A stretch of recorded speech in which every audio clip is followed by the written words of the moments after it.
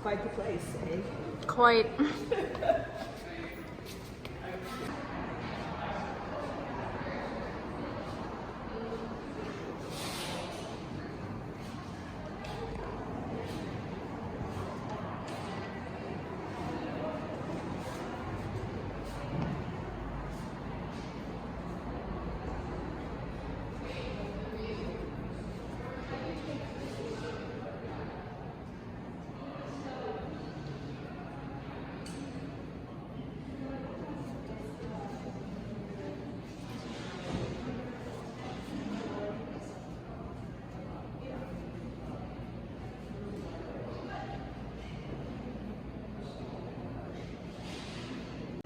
My name is Michelle Rogers, and I'll be your moderator tonight. I'm a member of the League of Women Voters of Rensselaer County, and I live here in Troy. This forum is your opportunity to hear about the proposed budget and to meet the candidates and ask questions. In alphabetical order, they are Rhea Drysdale, Carolyn Fagan, Ellen Katz Greenstein, Ashley South, and J. Keith Slutsky. I hope I said those right. So that we all understand what the role of a board member is, I'm going to give a short description. The Board of Trustees is a governing and policy-making body of the library. Each board member is elected by the citizens of the city of Troy to serve a 3-year term. Board members are volunteers and they do not receive any compensation. The library vote is Tuesday, September 24th from noon until 8 p.m. What exactly is a library, and will the library of the future be different than what we have today? What is a library? A library is a concept. It is a commitment to you and your neighbors for the current generation and for future generations. Because a library, this big database, is your repository of knowledge that's accessible to anyone. Anybody who's a resident here, any non-resident can get a library card. You don't have to buy in like an Ivy League school, but you can come and learn when you're ready to learn. A building for a library is a tool. Is it going to be different in the future? Some things will be. When I was a kid, we didn't have an electronic card catalog. Now we do. Is how many people still want to come down, search the stacks I know, and get a physical book. So some things are the same. Library is a space that we have that, of course, hosts materials, programming, is, of course, for anyone, regardless of zip code or income, right? And that's important. I think what would make a good library, and what I'm really interested in talking about, is a library that is there to represent the needs of everyone, right? I see it as one of the last third spaces and safe spaces that we have that are obviously free to the public, bathrooms, internet, things that are really important. And then I'm really interested in, especially with our library, in increasing the amount of physical and updating the physical materials that we have. It's sorely needed, and I have to get this in as a mom of a toddler. It's hard when requesting books from our space that we have to get them somewhere else. And it's great that we have this process for getting them from Bethel and other places, but I want to be able to come to my library and be able to get things that are updated, and I'd really like to be able to do that and not be charged fees for when children use them. And I know I've heard that from a lot of community members, and so I'm interested in talking more about that as well. Well, to me, a library is a great equalizer. It's non-judgmental, apolitical entity that provides open access to information and knowledge. It educates, entertains people of all ages and backgrounds for free. I mean, where else can we get that? For different communities, a library can mean very different things because it should be reflective of this community. I agree with the third space. Libraries are very important in becoming a third space. They're constantly evolving, so will the library be the same now? Absolutely not. Do we know what it will look like? No. But we will move with the times. What a library means to me, it's a place to gather. a center for community, a place to learn, to be with others, to find things to explore, to dream big dreams, to find the tools one needs to accomplish tasks and find goals and get to those goals, and to feel empowered. Will the library of tomorrow be different? It has to be. Technology changes, needs of communities change, and as those things change and grow, as issues change and grow in the world, the library has to be able to meet those changes and evolve with that. Some things will stay the same. I can't see a world where books and materials are completely going to disappear. How they're accessed, where they're stored may change. So there will be things that are different, but this still needs to be that center. No matter how it changes, when it changes, this is where community comes. This is where new people come. This is where strangers come. And yes, whether it's to use the bathroom or find something or just find other people, libraries are it. Libraries are a radical champion of intellectual freedom. They give us access, everyone access to opportunities that we may not otherwise be able to afford. And I know that I used to skip high school and go to the library. Don't tell my mom. Actually, I got grounded for it because I wanted to learn. I just didn't want to learn what I was being told I had to learn. And because of that, I was able to shape a better future for myself. I believe that libraries give everyone an opportunity. I agree that libraries are good spaces, that they're safe spaces. I believe that libraries are meeting spaces, that they should be a reflection of our community. In Troy, we have an urban library, which means we're not going to look like New Russia. We're just not. And I believe that we set the tone for our community in libraries. Libraries should be the leader when it comes to access to information. And in today's world, I think that we've lost safety in our communities. Patrons may be diverse. There may be different incidents that occur. So how do we make this a safe opportunity for all? And I think that in the future, libraries are just going to continue to lead and have to lead as one of the few places that we can gather. As a business owner, I see my employees every day struggling with mental health, especially the younger generation. They need connection with others. Libraries give that opportunity.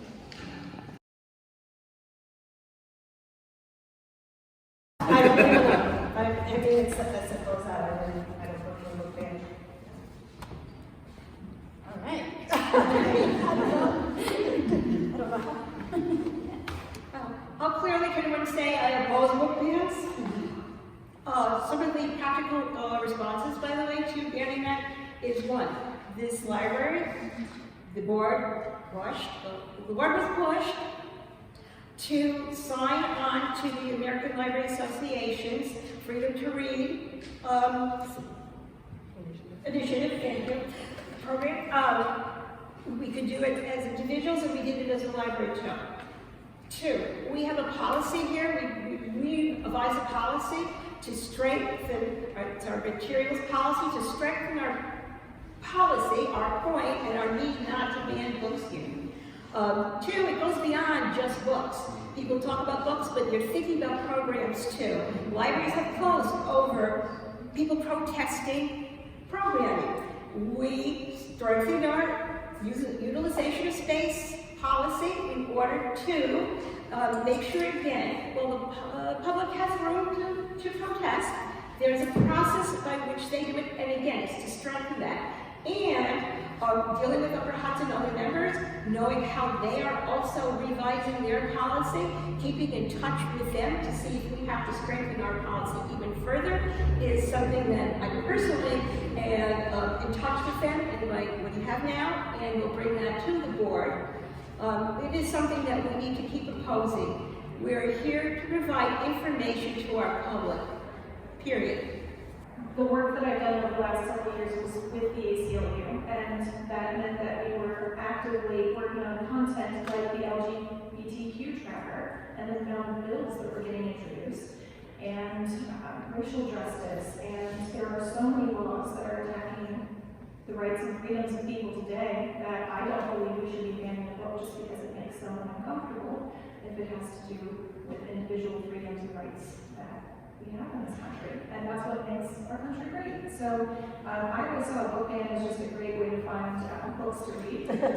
We don't want to put people in harm's way. There has to be clarity on how to support them and how they can communicate with the public, with the media, and with leadership and the board about that. Real simple. Hell no. I believe we need to learn even the uncomfortable parts. We are the institutional memory of our civilization as a library. We shouldn't blot it out. So that repeated, yes, I was glad, I was very much glad to see that seemed to be something everyone agreed on, which is amazing. Evan made a good point about the ALA. I did see that was part of the policy here, that obviously the freedom to read, and I'll go a step further because this often becomes about children. Every child has a right to read. As a former public school educator, and I spent many years in early childhood, one of the things that we know about children is that 90% of their brain development happens by the time that they go to kindergarten. And so having access to lots of materials, lots of perspectives is important, just like it's important to see that in our library. And the other thing too, I think that goes unsaid, is that we should really just trust that parents can make a decision for what they think is appropriate, age appropriate, developmentally appropriate. So then the rest of it is, these things are here for you to check out, and I really think that's sort of the end of it there. A big passion of mine coming from education is just ensuring that we have lots of materials for children, increasing programming, more support for staff in order to do that programming. Thank you.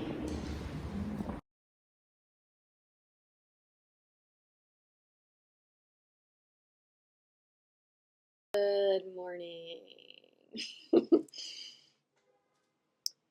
Okay, so I just started reading a really interesting article in the New York Times, and I'm not subscribed to the New York Times, but this article was shared on a Substack that I'm subscribed to, and it seems like it's available to read through this link. So I do intend to share this link, and hopefully the access will continue. But I just started reading it, and it sounds really interesting what it's discussing. So I thought I'd hop on and see what wants to come through here. Okay. The senator warning Democrats of a crisis unfolding beneath their noses. And the intention here is not to explore political sides per se and politics per se. It's more, politics seems to be the context in which this exploration is appearing to happen, but that doesn't necessarily mean that it's intended to explore politics in and of itself, although that may or may not arise. Okay, so Senator Chris Murphy of Connecticut in December of 2022. For over a year, President Biden and his allies had been promoting data showing an economic miracle. But very few voters believed the story those metrics were telling. In poll after poll, they expressed a bleak view of the economy. Mr. Murphy thought he knew why. The challenges America faces aren't really logistical, he told the crowd.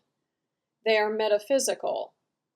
And the sooner we understand the unspooling of identity and meaning that is happening in America today, perhaps not just America, the sooner we can come up with practical policies to address this crisis. So it's interesting to go back to the exploration around policies and where policies arise from,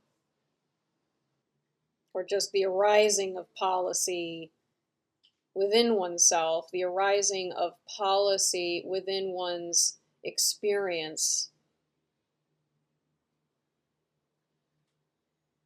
and how the arising of policy within one's experience informs the sort of collective arising of policy in a more sort of quote-unquote externalized experience.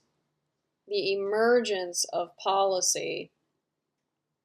And oftentimes we talk about policy as in a similar way that we talk about legal code, and how both legal code and policy are perceived to shape the reality that we experience and shape the way that we relate to one another within our social engagements and the social institutions that have formed through policy, informed policy, and there's a tendency to perceive policy and legal code and even medical diagnoses or just medical processes is coming through as information and knowledge, and in that way of the performative utterance where it's a declaration of what is so, a declaration making something so, a declaration making a reality so.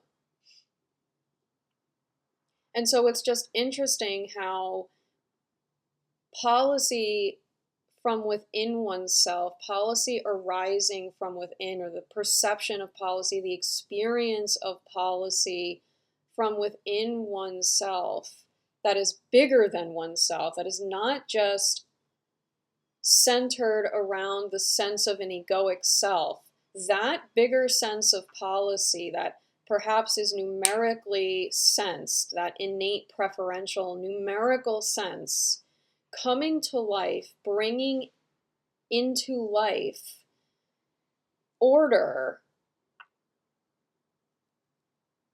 that, similarly to how authority and how I sort of was exploring authority and what gives a document a sense of authority, in the way that there is an innate sense of authority, there is an innate experience of authority that is inalienable, and from that aspect of oneself, from that experience, that energetic metaphysical experience of oneself, that energy informs the sort of more perhaps perhaps left-brained communication and narrative structuring in the sense of that performative utterance through written language, through vernacular language. I'm not really sure if that's a phrase, but through vernacular, through speaking, and how that innate sense of authority speaks and writes and communicates in a similar way that that innate sense of policy, that innate sense of what policy, perhaps to a degree akin, maybe synonymous with integrity and one's sense of centered groundedness within themselves, and speaking and communicating and inquiring from that sense within oneself. And I'm saying this, and it's the phrase, it's easier said than done, is coming through, which is kind of comical in a way, and perhaps even to a degree ironic. And so it's interesting how in this quote, it's being tied to identity and the unspooling of identity, and perhaps specifically the unspooling of the egoic sense of oneself, and how the policies and authorities and governance and legalities that have governed human relationships for generations are inextricably linked to the perception of the persona and the narration of the persona and what attaches to the persona as a right. Fall of American neoliberalism. This may sound like strange talk from a middle-of-the-road Democratic senator who up until that point had never seemed to believe that the system that orders our world was on the verge of falling. the system that orders. This is reminding me of what I explored in Unreasonable Matters regarding legalities and the court system and statutory law, and how there is this perception and belief that order is conveyed through the codification and adherence to precedent, and that adherence to precedent and codification of statute and mastery of information is what generates, if you will, creates, develops a sense of order, and order within relationships, order within social engagements. And similar to policy and authority, this question around order and how order emerges from within, from beyond the personalized sense of egoic self, already existing. And that order speaks, that order communicates. And so it's an interesting inquiry into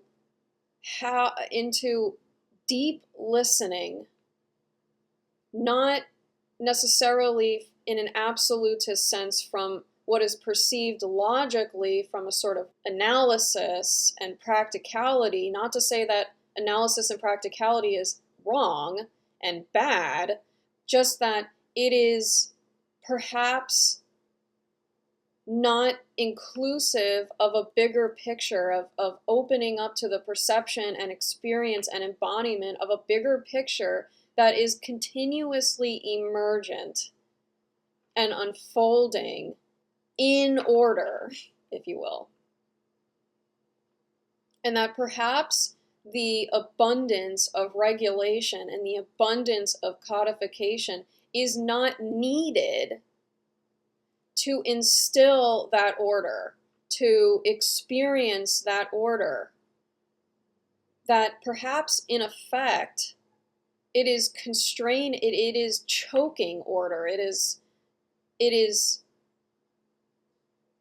imploding what has been perceived, what appears to be order, blowing up what feels almost illusionary at this point, what feels rather hollow.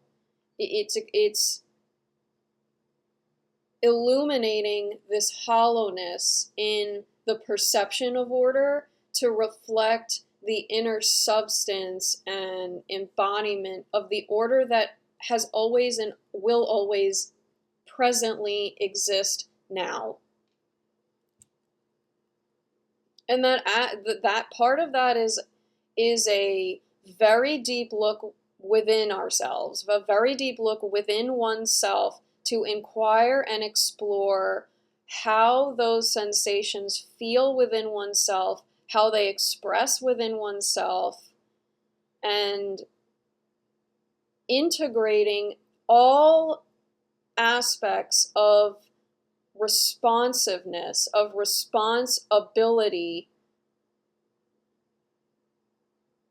into one's wholeness of being, so that there is not necessarily rejection over acceptance and acceptance over rejection. They are both mutually, simultaneously held in a safe, neutral sort of space that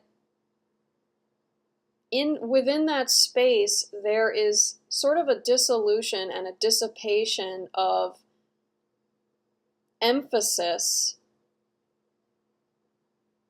in binary emphasis, polarized emphasis, and there is integration of polarity in a sort of contained yet ever mutable, ever omnipresent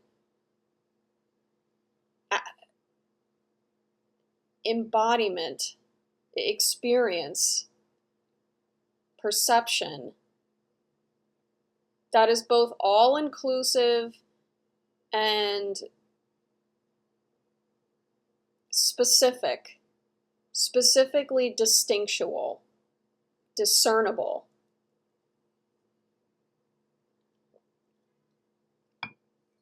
And uniquely expressive.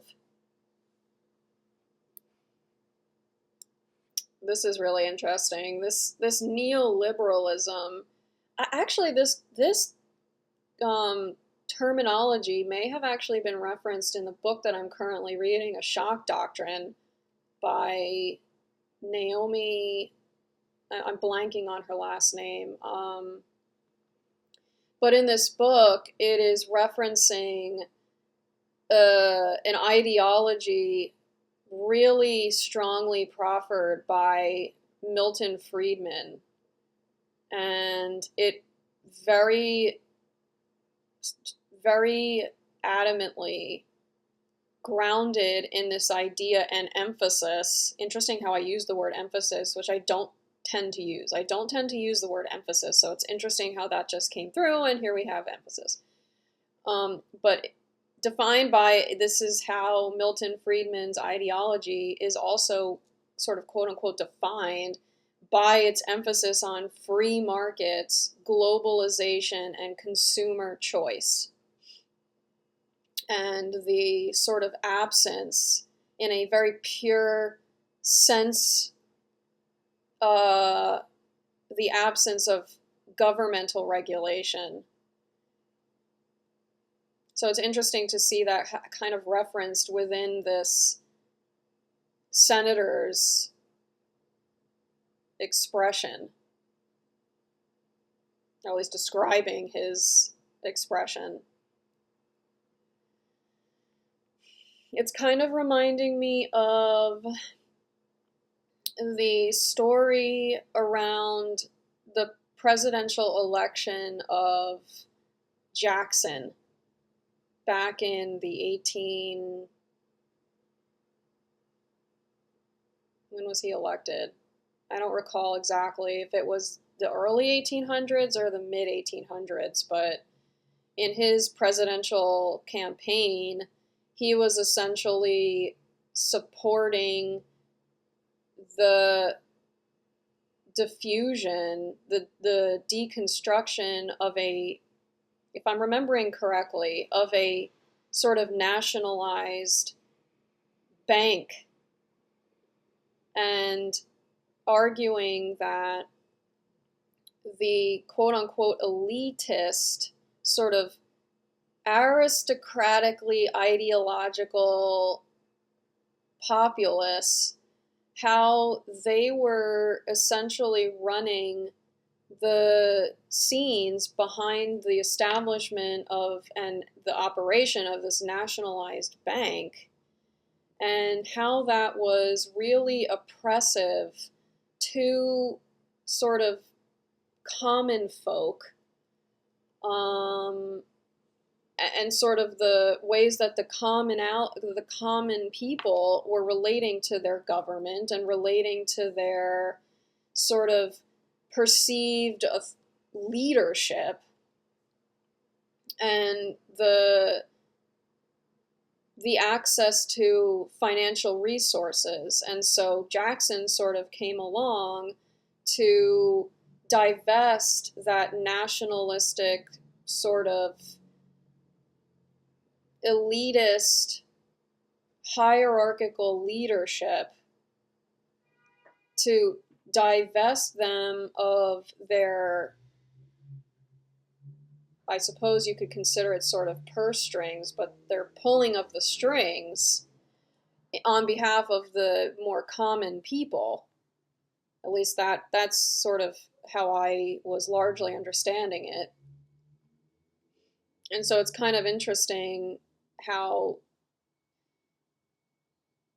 there is this continual pattern around the perception of leadership and the perception of authority and the perception of the flow of financial resources in an ecosystem where there is a very polarizing, very binary sort of black, not necessarily black and white, but right and wrong, good and bad, very top-down feeling experience where there are these arguments that, and this is the interesting thing when I was going back to really look at the exploration into the homelessness case that I did several weeks ago, it was really coming through how it seemed like there were two sides of the same coin being argued against one another. To say that one side of the coin was better than the other side of the coin. One side of the coin sort of negated the other side of the coin's validity and veracity without really seeing that it was a coin, without really seeing that it was one coin with two sides that are both valid, that are both veracious, if I can use that terminology, or that both have veracity in the narrative, that both exist simultaneously. And to choose one over the other, sort of in the court's framework of the best, not necessarily what is permissible, but what is the best, is this bifurcation of a more holistic picture that really is grounded in that sense of identity, is really grounded in that sense of, I am the wholeness of this being. I am the wholeness of this coin. This coin is inseparable from who I am. This coin is inseparable from the essence of my being. And I don't mean my in an egoic, personalized sense of self, although that is included, but it's more of a my in the sense of in the totality of the perception of all that exists. And there is not that separability. And so to look at it from a holistic picture of this coin is grounded in a picture that is inclusive of both sides, where there is a merging and a blurring of that separation between black and white, where there is that liminal space in between that says there is a holding of space for both, because both exist, both are true, both are purposeful, both are meaningful, both add substance to this picture, both add depth to this picture, giving life and in this informative process of who all is, what all is. And I don't mean that in a necessarily definitional sense, that there has to be this black and white definition that is generally applicable. It doesn't necessarily have to be that. It can be, but it doesn't have to be. It is that which is included in the wholeness of being as a perception that doesn't have to be absolute in its application to how we experience life and how we experience the relationship with ourselves and the relationship in sort of social engagement.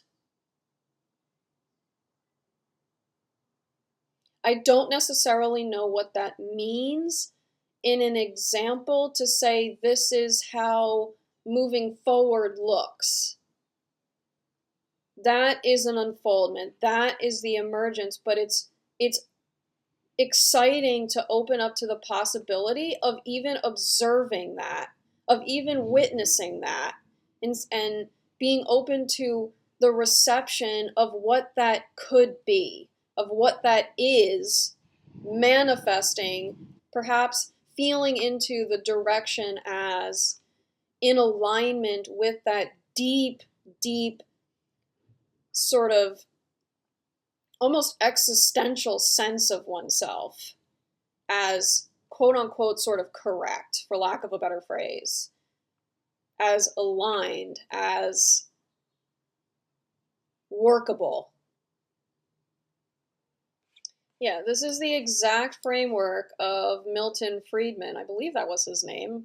Milton Friedman from the 1950s, sort of 1950s, perhaps a bit of the 1960s. I think he died in, was it 2002?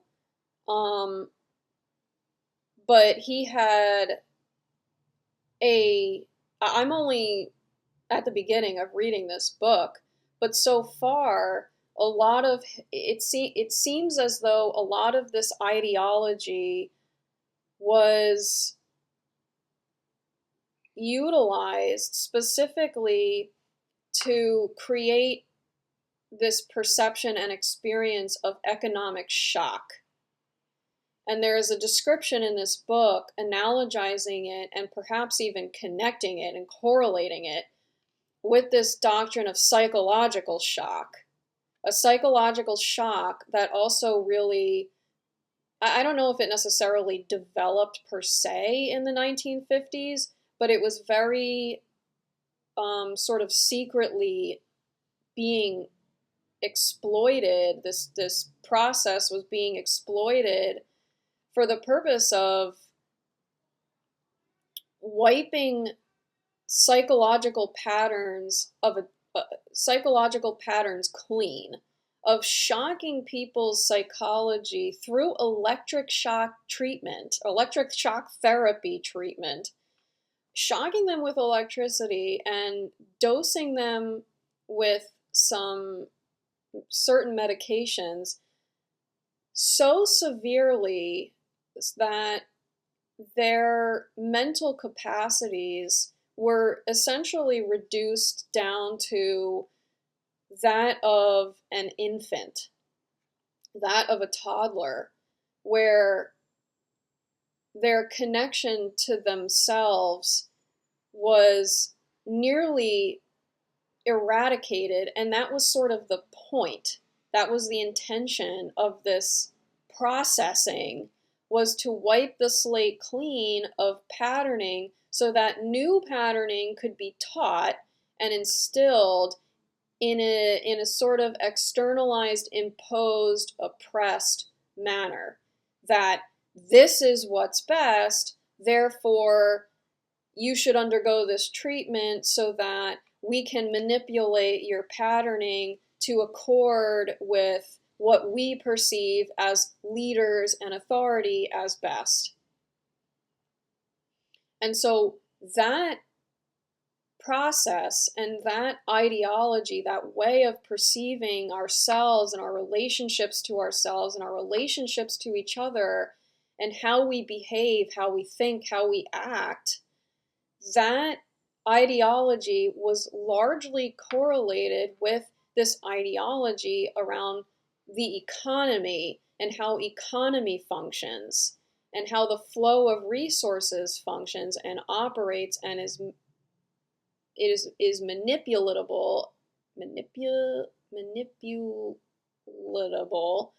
and managed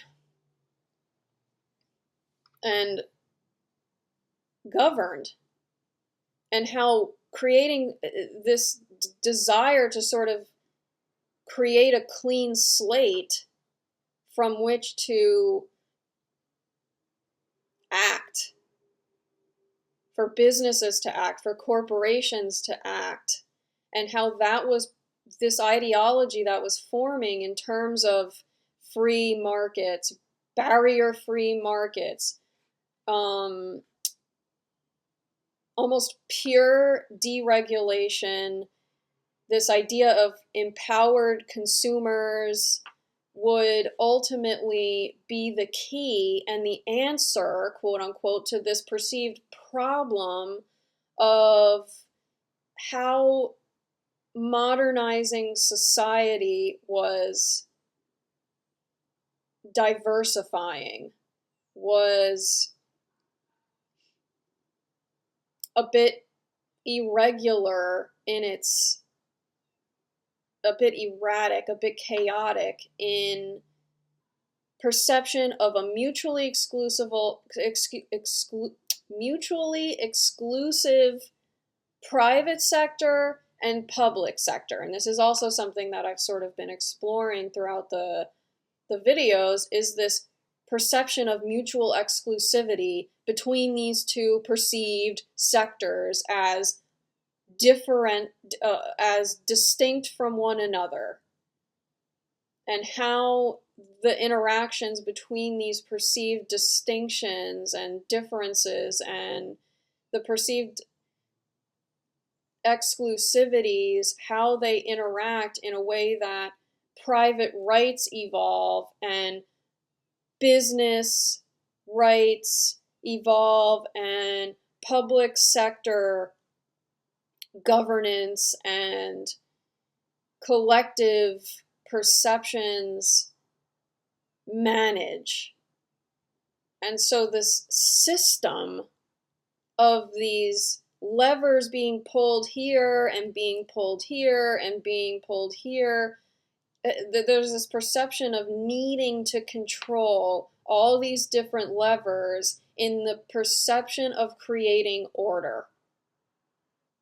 And it just continues to hinge on this idea and identity of the individualized egoic sense in an absolutist sense. And it feels like that's where it becomes, that's where there is this sense of unworkability. Not to say that the egoic sort of personified identity needs to be eradicated.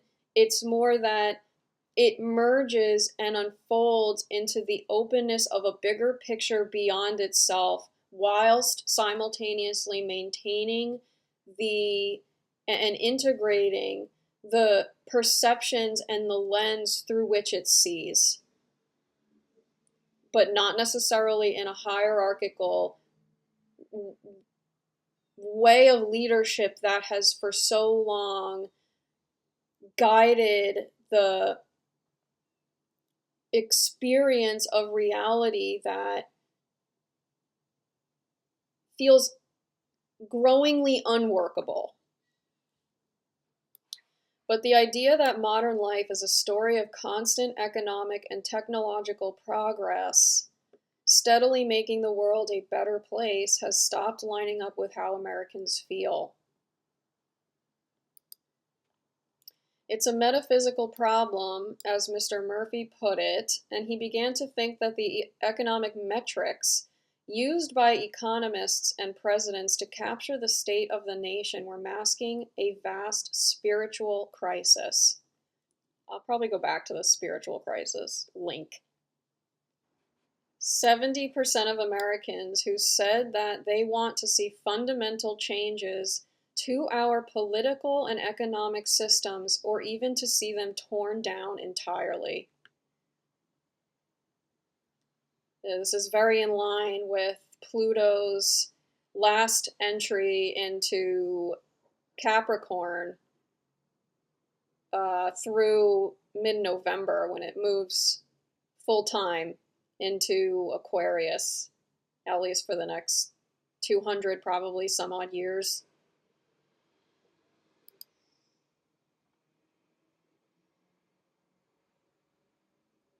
This isn't specific to Kamala.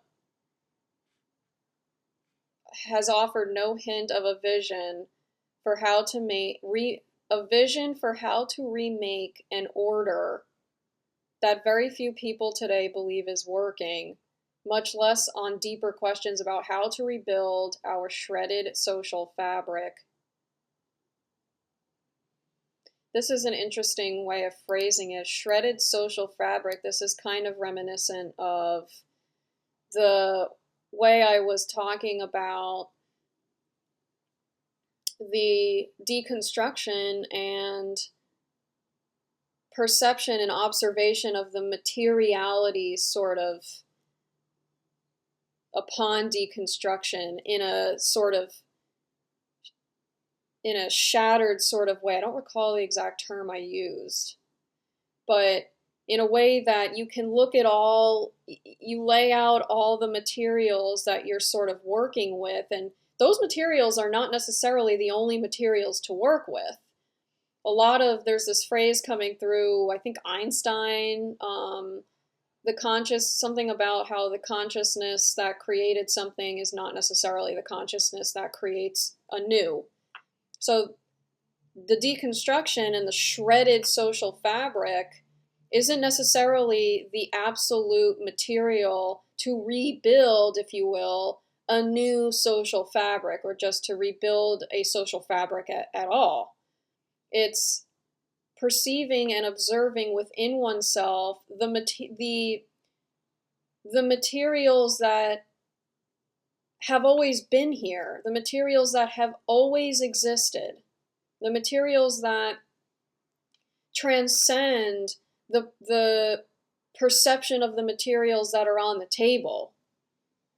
Often it's termed as invisible. It's that which transcends those ideas, those concepts, those perceptions of reality and what's possible, and the perception and observation of what's possible, largely, at least an observation here, comes from a sense beyond the egoic sense of self. It's a sense that feels grounded in a reality that feels more real than the hardness of this table and the clarity of the words I read, where it is so deeply felt that there is no fear.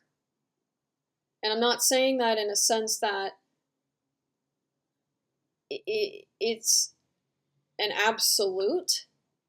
I'm saying it more just as in those fears and doubts dissipate into the experience, that they disappear from a cognitive and embodied sense of them. That doesn't necessarily, to me, mean that they don't exist in an absolutist sense. It just means that they are not perceived in an embodied sense. They are not arising to guide. What is arising to guide is trust, is such a pure, deeply sensed, embodied trust and patience and gratitude and bliss, in a sense of peace within oneself. And from that space, from that experience, from that sensation, that simultaneously felt sensation, there are infinite possibilities of transforming what the what perceptually is the experience of social engagement. Because it feels largely like it's the logical, practical, sort of cognitive perception that is desperate for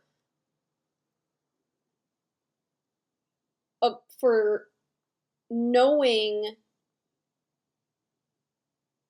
the new, for knowing what is new, for knowing what is workable, for knowing what is next, and for knowing that everything is okay. And yet it's not necessarily the logical mind that is going to show it. It's not necessarily the logical mind that is going to see it first, that is going to become aware in the immediacy of asking that question, through a sense of forcing it, through a sense of needing it to be. It's sort of an allowance and a relaxation into the experience as it is, knowing that it is inherently perfect. And again, I use these terms and I say it not necessarily in an absolutist sense, as in that performative utterance, this is how it is, this is what makes it so. It is a felt experience that can be tapped into. It is a felt experience that transforms the perception of one's reality in a way that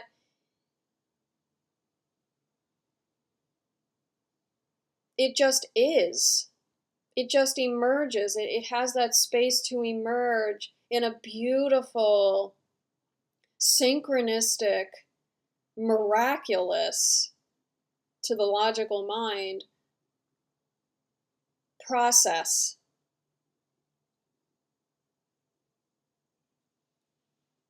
That itself weaves together constantly. It is continuously weaving together. It's not necessarily this very linearly successive, this moment in time, and then this moment in time, and then this moment in time, and then this moment in time. Yes, that exists as well. Beyond that, there is more to the picture.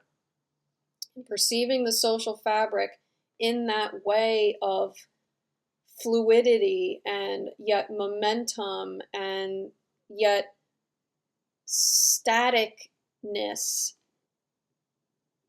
is sort of belief, is awareness, is that deeper sense of knowingness, expressing and communicating and socializing. And so becoming aware, the awareness rebuilds itself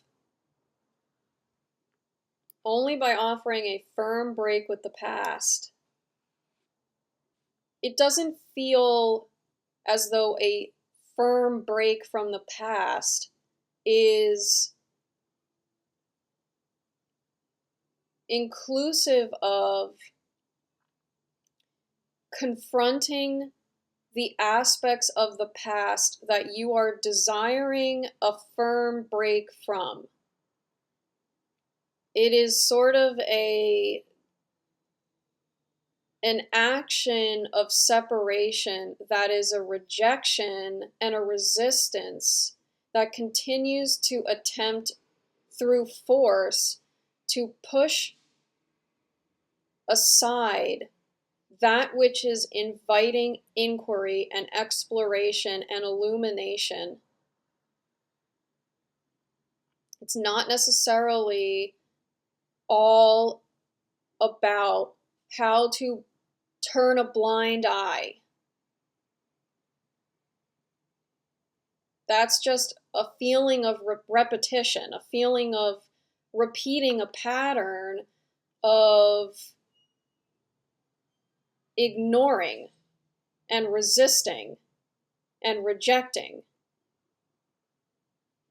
when perhaps there are deeper questions that are asking and inviting inquiry and exploration into oneself, not just about the past in a sort of generalized, impersonal way, which is interesting because there is so much expression around the impersonalization. It's almost through the personalization emerges the impersonalization naturally, but it's viewing the past in a way that inquires within oneself, how is this past expressing within me? How is the past that I am rejecting and resisting, how does that experience that I am rejecting express within myself? And it may not be something that is immediately obvious to the logical, cognitive, sort of conditioned, patterned way of thinking. It's a deeper ask. It's a deeper inquiry to really reflect upon oneself, to see how the past that is so feared, how that is expressing through a narrative, how that is speaking through oneself, how it is alive, continuously alive within oneself, acknowledging that it's okay for it to be alive. Also acknowledging that in its life, there may become a decay of it, that there may be a decaying process in the process of acknowledging its life, that inherent within that is perhaps a decaying and death that perhaps through the acknowledgement of its life is the sort of pathway, if you will, to its experienced death. And I don't mean death in an absolutist sense. It's more death in its dissipation of acute authority, in its acute intensity. And that it's through this process, there is an acknowledgement that it's okay to let this go. It's okay to let it go. It's a process of letting go through letting in. You know, it's kind of interesting too that there is this, dare I say, desperation for a vision, and this is something I've experienced within myself, this desire, sort of an intense desire to have and express a clear vision. And yet, what is clear? What is a clear vision? A clear vision, almost the expression of a clear vision almost feels akin to that performative utterance of what makes something so, a declaration making something so. And what's interesting is a vision can arise from within and be sensed, and yet perhaps not clearly articulable. And that clear articulation does not necessarily prevent that sensed vision from emerging and manifesting in physical reality, because that to a degree is how I have been experiencing this process through YouTube, and this process through contemplation and reflection and introspection and inquiry and embodied awareness, witnessing and observing how the sense of a vision, even though it may not be clearly articulable in a way that the sort of mind, if you will, the logical patterning desires it to be, but that doesn't necessarily mean that it is not emerging with letting that go. Letting go the felt necessity for a clear articulation of a vision. It may be the case, it may be accurate to say that there is a clear vision emerging. It's not a competition. It doesn't necessarily have to be phrased and narrated and experienced and embodied as a competition between political parties as to who has the clearest vision that is a quote-unquote winning best solution first. It's not a race to express and articulate a clear vision. So in a way, that's an example of perceiving that aspect within ourselves that is so competitive, that desires to embody this competitive nature as the be-all, end-all guide, as the be-all, end-all sense of one's identity. That is a perfect example of an invitation for exploration. What is it within myself that desires competitive? What is it within myself that emboldens and emphasizes the competitive nature to speak the loudest? Within all the infinite aspects of myself, why is it that perhaps this aspect of self that has been so dominant culturally and psychologically and conditionally, Perhaps this is what is inviting the most inquiry and exploration. Maybe not most, but it is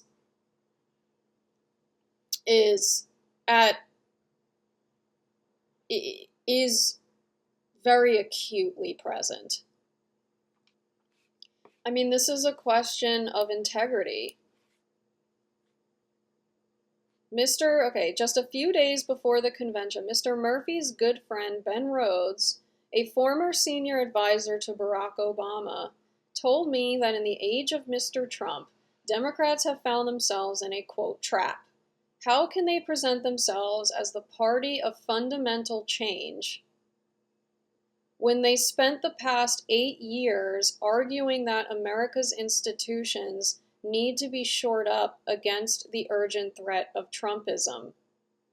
So there's a feeling within the party, just as there can be a feeling within the body, of irreconcilability, that the perception of one's identity, feeling irreconciled with the intentionality of the party in the present moment, moving forward. So the question seems to arise around that point of conflict, that point of tension. This is reminding me of the cell that I've explored in past videos, and the point of conflict and the point of tension in that moment of multiplication. That moment of multiplication where there is a reflection upon a sort of new, if you will, aspect of oneself. Emerging. And it's not, and so the tendency and the patterning has largely been to reform one's identity or reform one's intentionality, reform the narrative around one's intentionality, reform the narrative around one's identity. But it doesn't tend to look at the metaphysics of what one's identity means, of what it means to have identity, of what it means to have intentionality, and how intentionality informs the structures of one's reality, how one's identity informs the structures of one's reality. And it's not necessarily about the specifics per se, about being a party about fundamental change and shoring up against a perceived threat. That's part of it. Part of it is saying, okay, there's an intention to survive a threat. And there is an identity of mutability, of deep mutability, of deep transformation. So how can it be reconciled that there is this embodiment, this perception of oneself as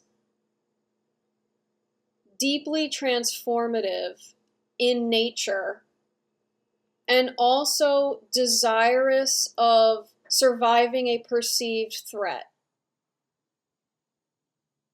Perhaps there is a picture where it is very real to the perceived persona of a threat, but that it doesn't necessarily mean that in the holistic sense of a picture that there, first of all, is a perceived threat from a different lens of one's identity.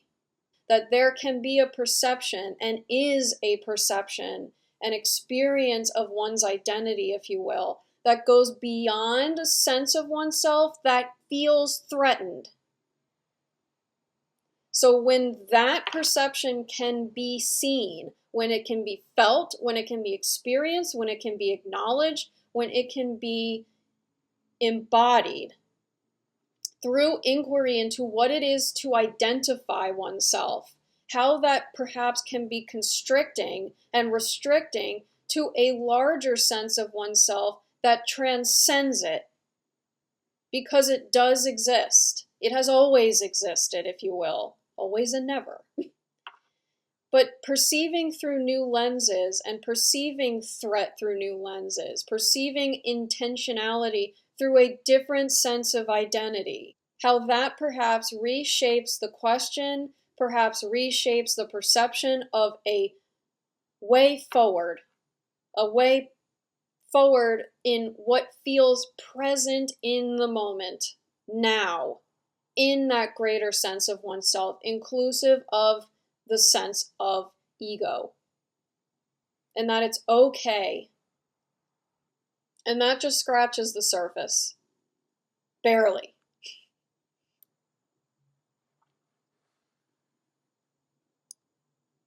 Reimagining of our political value system.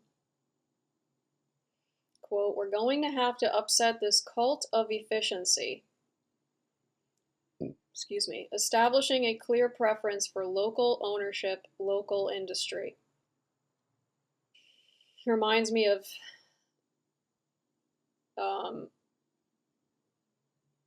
not stabilization, standardization.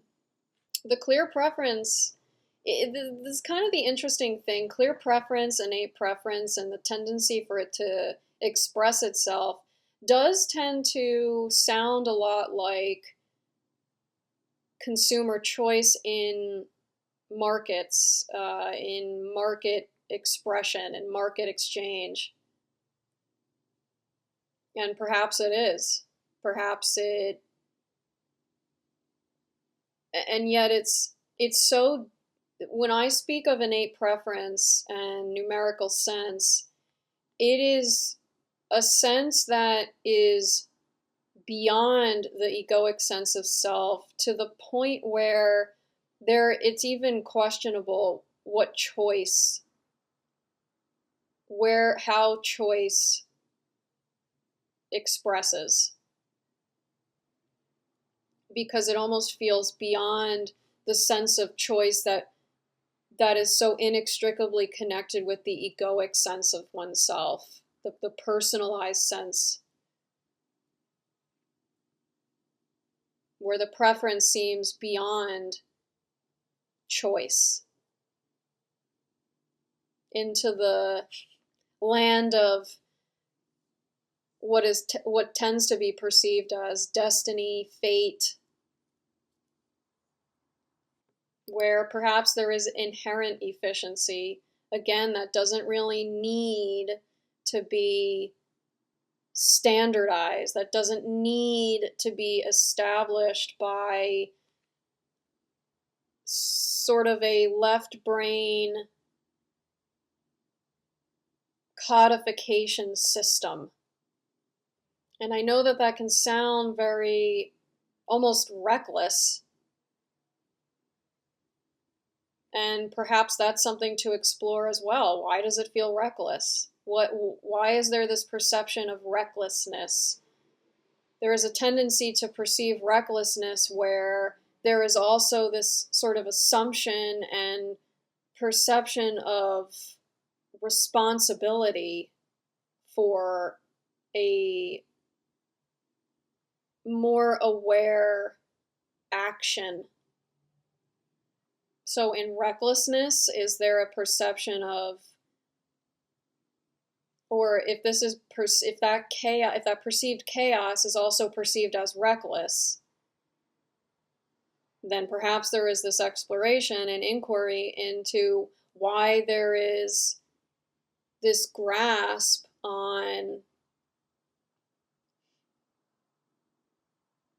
a narrow perception of responsibility, as though it is that intentioned awareness, that conscious cognitive awareness of one's environment and oneself as the only acceptable, reasonable response. That response, that ability to respond only being acceptable as conscious cognitive, aware action. That maybe this isn't solely dependent on the degree to which there is conscious cognitive awareness. And it is sensed, where the value system is emergent and arises from within, tapping into that system of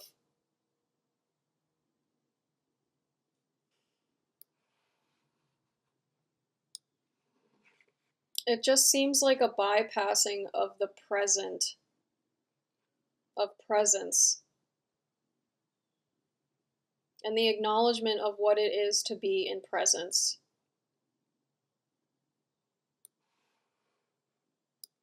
The trouble is that orienting the American economy back toward producing things and building a strong middle class may mean reassessing those old ideas and asking tough questions about whether we can afford to maintain our military might or continue financing the federal government with debt.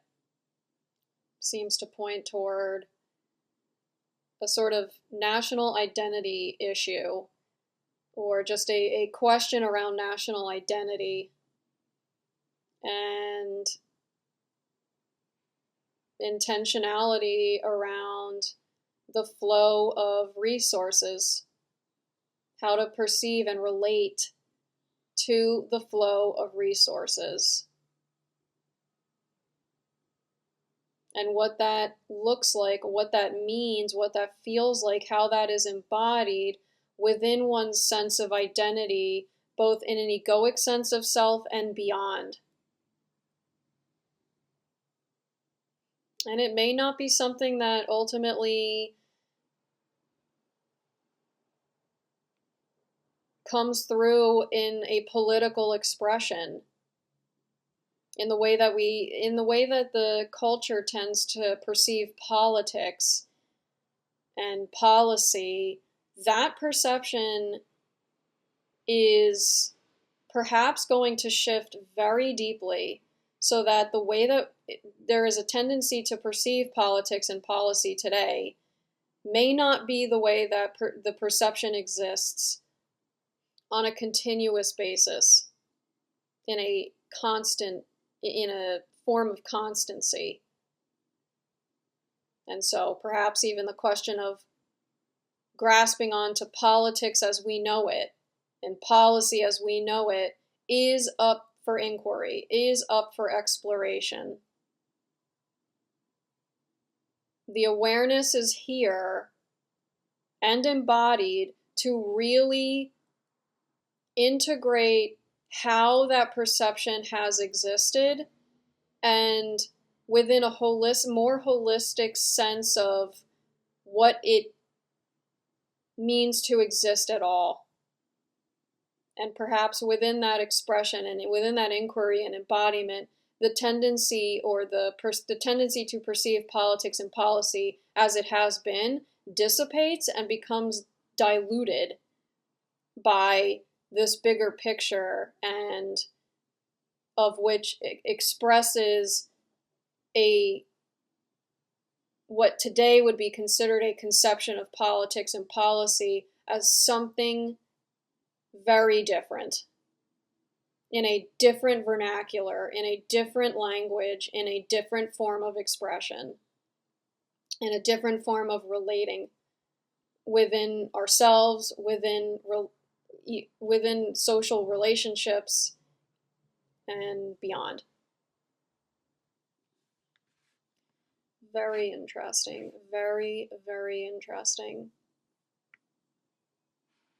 So I just read a really interesting article, and there's a lot that came through that I was silently listening to within myself as I was reading, and I'm going to read it again, and with the intention of opening to expressing what is coming through verbally. So let's see. Okay, the article is from Time Magazine. It looks like it's sort of an idea, sort of opinion. It's not really opinion, I guess. It's more of an idea spurring blog. So everyone on the internet will die. We need a plan for their data.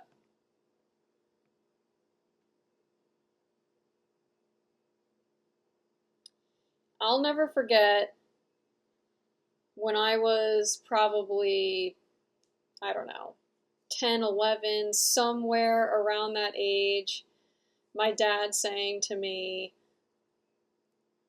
anything you put on the internet is always going to remain on the internet. Sort of as a, be careful. And at the time, this was when I was first venturing into any residential use, computer use, and wasn't really familiar with its features and was kind of just probing into how it felt to use this kind of machine and explore it. And I sort of remember it landing pretty impactfully with me, and yet it sort of went in one ear and out the other. And it's interesting because I feel like I'm noticing myself. It's interesting because I talk a little bit differently when I have this intentionality of talking to anything external of myself, if you will. And then I have this other kind of tone when I'm just talking to myself. And quite honestly, it's that tone that I want to cultivate more, is talking to myself in the ordinary way that I talk to myself, and yet having in the back of my mind that it is very possible that this will be heard beyond just myself. So it's kind of merging the intentionality of having conversation with myself and yet simultaneously holding the understanding that how I express to myself in this particular presence of now may potentially be heard by ears outside of myself, if you will. And I'm not even saying in a metaphysical sort of spiritual way. I'm saying just person to person in a rather social engagement way. Now, I also know it's helpful to me because as I sit here and speak, what helps in the holding of intentionality, or I suppose it's holding myself open to the possibility of being heard beyond the sort of persona here. And in that holding of understanding and presence of understanding, there is an intentionality of enunciating more. And enunciation is something that I don't practice in. I talk in a relatively quieter tone that doesn't really project loudly. And so it's sort of an exercise in almost training the vocals to project a bit more loud. And so it's interesting to talk to myself in the tonality that I am familiar with in talking to myself privately, if you will, merged with the intentionality of speaking more loudly, speaking in a more projection, speaking more with a projector, as a projector, rather than sort of just really quietly to myself as I tend to. So, pivoting from there, there's a really interesting, this article is very interesting to me in a multifaceted way, and it actually ties into something that I mentioned in my last video about memorializing expression. And I had commented in the last video about how through creating these YouTube videos and doing these recordings, I noticed that it is largely a process of memorializing insight and overall just sort of information that I don't have a tendency of recording otherwise. And I suppose this goes into what was coming through as I was reading through this article in the first place. It is the memorialization of information. And there's something very interesting about that, especially within the context of how information is recorded on a sort of in a spiritual sense, in a sort of energetic encoding beyond the perception through the five senses, beyond the perception of this material, physical reality. Beyond that, these questions and the inquiry and the exploration into the recording of information, the memorialization of information, memory of information, storage of information, if at all. And it seems like there's some connection here between the perception of information and the perception of one's persona in relation to that information. The perception of the egoic sense of self and the relation of to information that perhaps is very generic, neutral, general, and how the specificity of one sort of experience, one sort of personal experience, how that informs and is informed by information in a degree that appears to capture it. This is something that honestly I have not myself thought of before in terms of social media platforms specifically, and how there are theoretically numerous accounts of people, of individual expressions, individualized expressions of a whole that are no longer in physical form, that are no longer alive in physical form, and yet their physical representation of life remaining on one of these platforms in a digitalized form. It's also kind of interesting because the internet, a home of mind, it's very akin to, well, there's correlations between the internet and what is often talked about in spiritual dialogue around the Akashic record. We also know that this poses a serious threat to an economy based on targeted advertisement. The dead don't click on any ads, but require server space nevertheless. Since dead people generally lack data privacy rights, it may gain a new commercial value as training data for new AI models, or even be sold back to the descendants in a kind of heritage as a service deal. but the ethical aspects are thorny and the financial bearing shaky.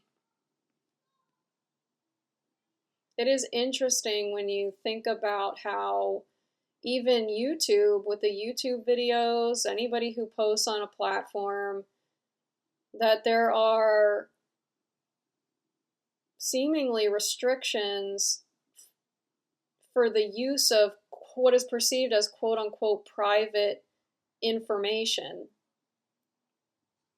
in the sense of what is posted on someone's account is not wholly sort of quote-unquote private, afforded, thank you, afforded private privacy rights. So the data that's collected, the data that is quote-unquote owned by these platforms, I mean, it seems like they could literally just delete them if they wanted to, but then I can see how they would want to use that data posthumously. So I have no idea what quote-unquote rights there are in terms of posthumously using personal data. What also comes to mind is I was reading an article yesterday about Shakespeare again, and how, not exclusive to Shakespeare, there are many people throughout history who have become more publicly known posthumously. So they created works during their lifetime. I think maybe Van Gogh is another example, but I'm not 100% sure of that. But and they don't necessarily have to be artists either. But these people create works during their lifetime, and then once they've transitioned, once they've died, passed on, is when those works become more renowned, has become more well known, has become more publicized. And yes, it's a question of like who gets credit, who owns it. I mean, it's just bizarre. This isn't even about people becoming well known necessarily. But it's just interesting to think about how alive, if you will, someone's life and someone's work and someone's expression can be. Expression of information, sharing of information, what have you. It's interesting how the life of a persona, if you will, the life of an expression, how that can transcend the sort of contained lifetime that we tend to associate with those works, that is associated with those works, that is sort of inextricably kind of tethered to those works. And so that life can continue beyond the lifetime of the person. And it's very reminiscent of sort of the Akashic record. Maybe not the Akashic record per se, but it does transcend time in that way, and perhaps you could say space as well. But it's interesting to kind of conceptualize the perception of a lifetime, that sort of book-ended lifetime I've sort of touched on before, and the expression of that lifetime, the information expressed during a sort of contained, a perceptually contained lifetime that appears to begin and end, and yet the expression thereof can continue on beyond the perceived end, if you will, of the source of expression, the foundational, sort of fundamental source of the expression.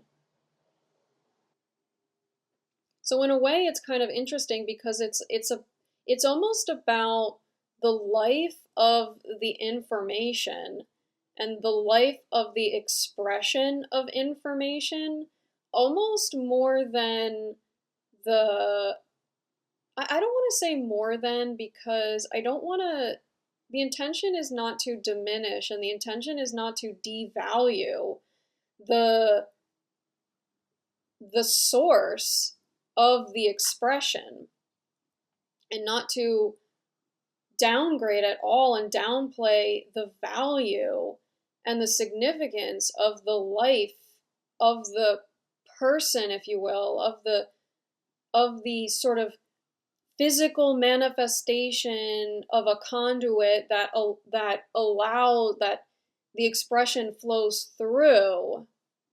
It's not to downplay any of that. It's just interesting to kind of perceive how the information in and of itself and the expression thereof seems to also have life. And it's life that flows through the persona, through the perceived egoic sense of self, the experienced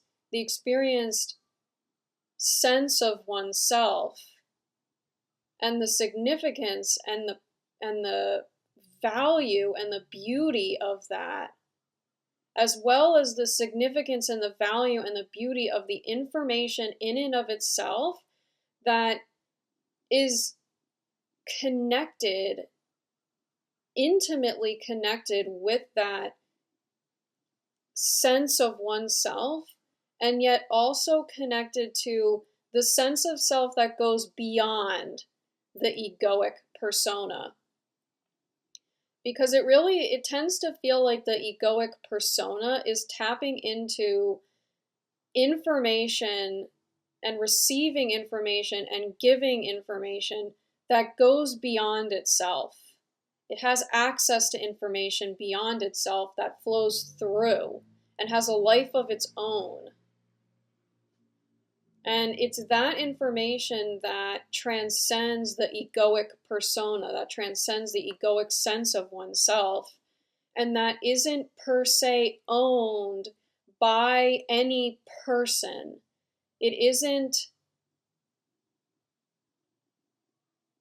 It doesn't necessarily depend, if you will, on the person to exist at all, because it already exists in another dimensional aspect, in another dimensional sense. That information perhaps already and has always existed and never existed at all as well. If that makes sense. Anyway, so it's kind of interesting to think about inheritance of information. It's inheritance of the life of information. And it's sort of, in a way, is like this kind of adoption, taking care of the life of information. And perhaps there are certain experiences that are aligned with a sense of integrity, experiences of a fiduciary nature, sort of a, not settlor. Oh my gosh, this word is going to bother me. I don't know. Maybe the word will come to me. And so it's kind of interesting also when you think about information as having a life of its own, and information as a life form, as a life force. But it's interesting how in sort of the perception of information having a life of its own and being a life force, how privatization, in a way that feels correlated with that attachment through that egoic sense of oneself only, that sort of privatization in the container of being attached to a perception of an egoic sense of self. I'm not saying that that's bad, and I'm not saying that that's wrong. That's not the intention of this expression. It's just to explore how it feels, how the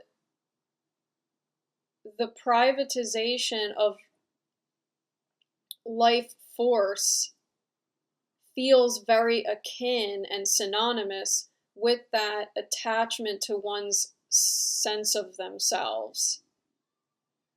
And so it's interesting to think about how information in a transcendent sense, coming through and expressed through one's sense of self, though not dependent on it, how the privatization of that can feel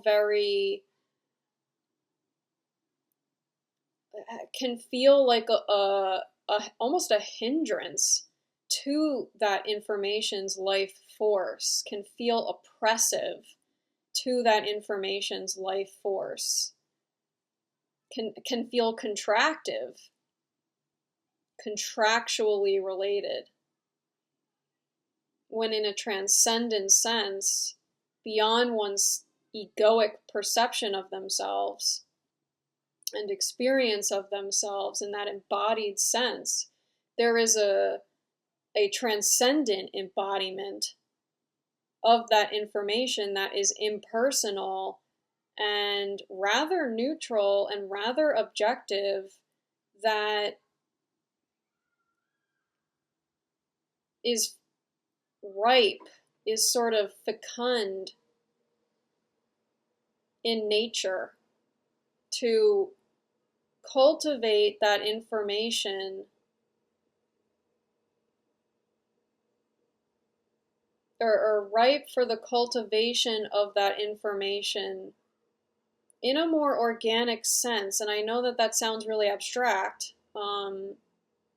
It feels like it more so allows the information to speak for itself, to, in that having a life of its own, to go through similar motions of the quote-unquote sort of hero's journey, the fool's journey, as in the tarot, the journey of birth and growth and decay and death. This is perceptually. This goes back to this will being a, what is it, modular, modal verb, modal, I believe, verb, an auxiliary verb that conveys sort of this obligation because it's said in a word of will, as in it is declaratory, it is sort of this performative utterance, this declaration of something that makes it so. It's not necessarily the case that whoever seizes control over this information will wield enormous power over our future access to the past. That's just not necessarily the case. We always have access to the past within ourselves. That access to the past exists, and it may not appear in the specified terms that, I guess, there's sort of these different perceptions of past.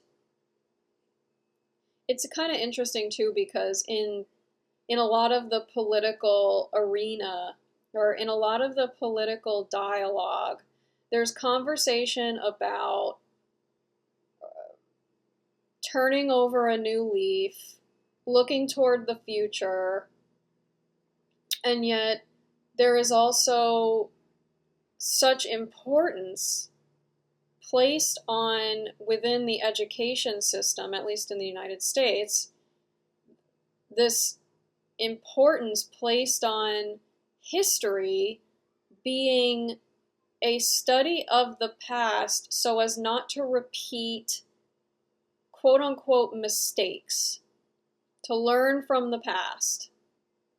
And with the advent of access to enormous quantities of information through the internet, it can become very overwhelming to then perceive a reality where that doesn't exist, where access to that enormous quantity of information and the specifics of this quantity of information doesn't exist. And that reality can feel very frightening and very scary, because in a way it feels as though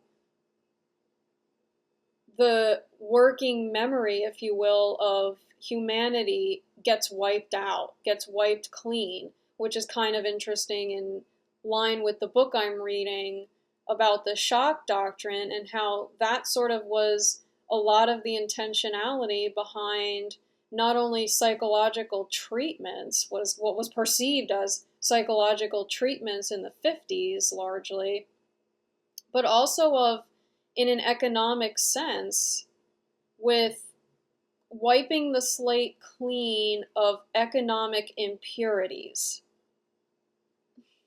How does this want to express? There have been many experiences throughout this lifetime here where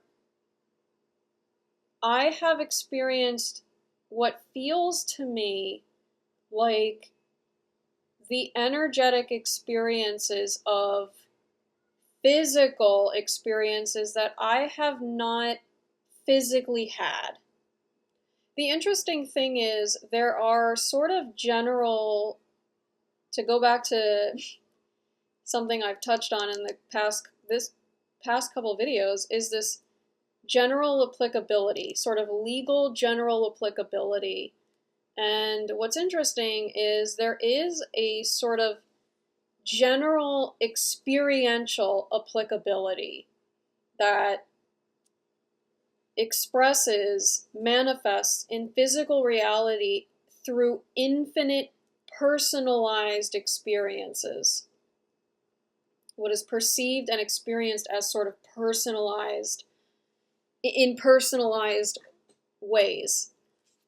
And so what's interesting, and this is part of the experience of compassion and empathy with others, is being able to observe and witness how an experience that is personal, when looked at in a generally applicable sense, can be seen in almost, if not every single person who you come across.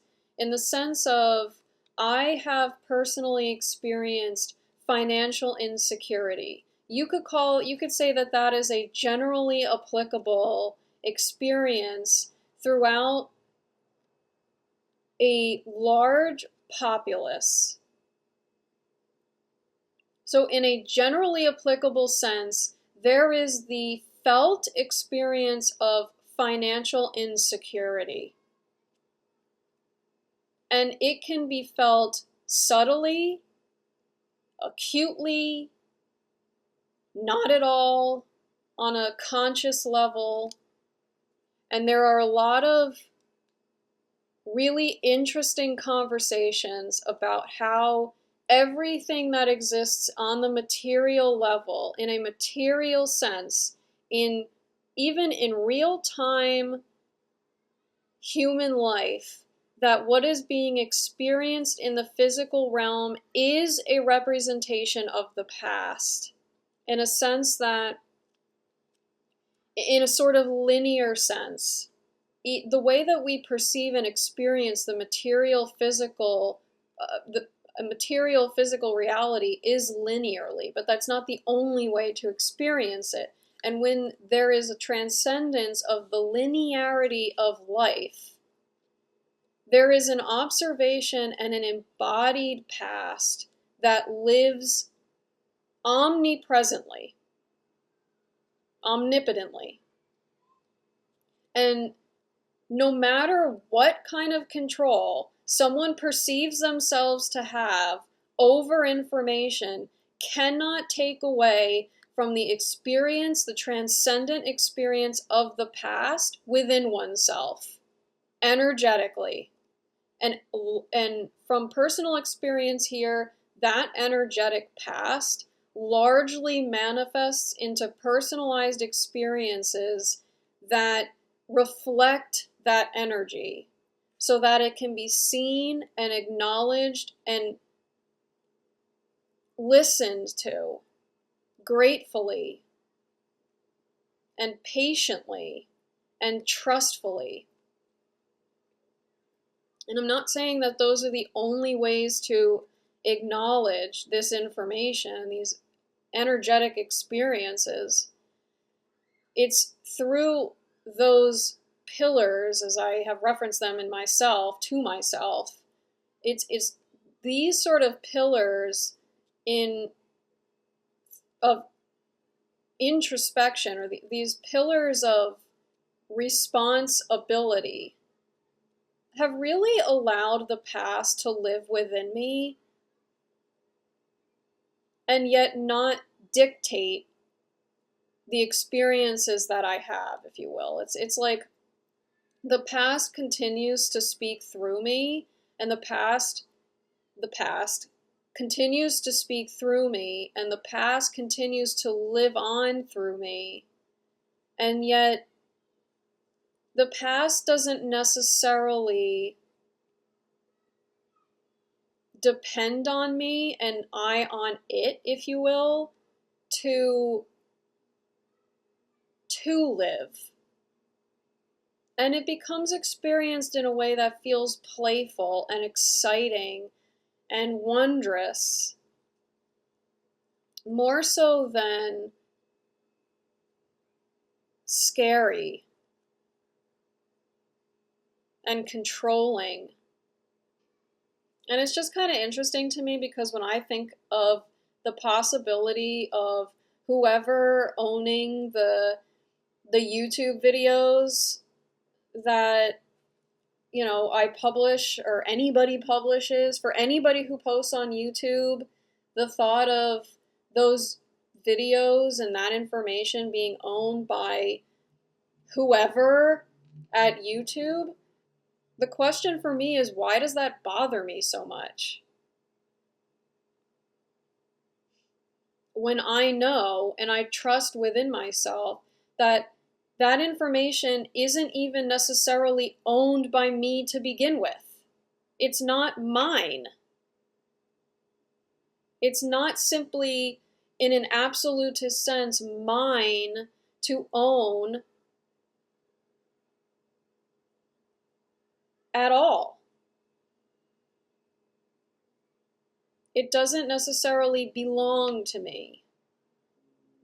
And the same goes for any person, no matter what they perceive themselves to own and control. And that's fine. I can appreciate the inquiry here, and I can appreciate, and not only can I do appreciate the inquiry here. I do appreciate the exploration. I do appreciate the provocation to explore these possibilities and to lean into what feels aligned with a centered, grounded sense of integrity here. I also wonder, in reflection upon this, what would the narrative look like were it to understand that reality as it appears is not necessarily all that reality is. Inextricably entangled with the privacy of the living, and also entangled with the impersonal nature of the living and the impersonal nature of that which transcends life if you will, that which transcends the perception of life.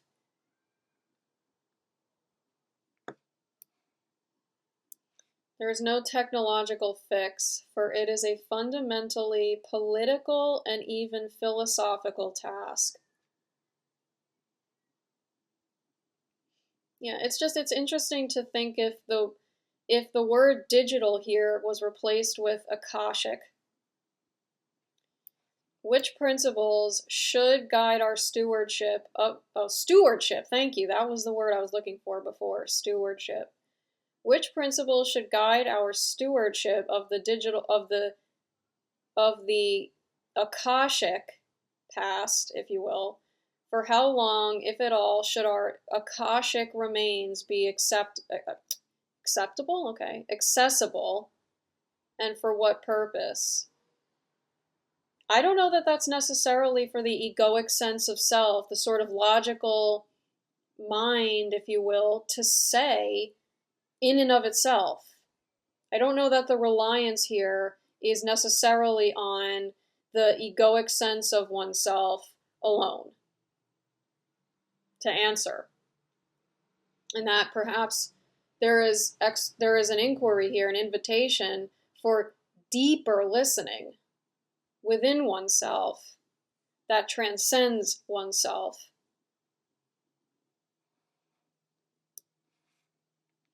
I mean, there's something here. I also don't want to make it sound like I don't value the sense of privacy within oneself, the sense of privacy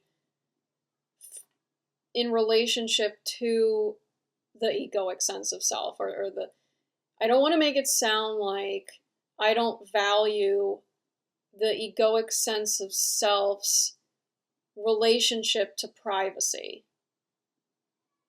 because there is a significant value that I perceive and experience within myself and the experiences here in regard to privacy. So I do want to acknowledge that, whilst simultaneously also acknowledging that perhaps the egoic relationship to its privacy, or perhaps that privacy is inextricably linked to the egoic sense of self, and not to say that that is wrong and that is bad, not even to say that is good. It's not to take any particular position on it one way over another in a very sort of binary, systemic way of looking at it, or binary processing. It's just to say that largely is where the sense of privacy speaks from and is related to, and that perhaps there is, beyond the sense of an egoic self, that perhaps the sense of privacy becomes a bit more murky, becomes a bit more clouded, becomes a bit more obfuscated, a bit more unclear in its experience, if there is privacy really experienced beyond oneself much at all. And in that space of more interconnectivity and intimate connection within a collective body, that sense of privacy feels like it dissolves, feels more like it becomes diluted in the sort of soup, if you will, that is the collective. And it's within that conscious awareness and embodiment that the sense of privacy, especially in regard to information that is expressed, feels of organic nature shared.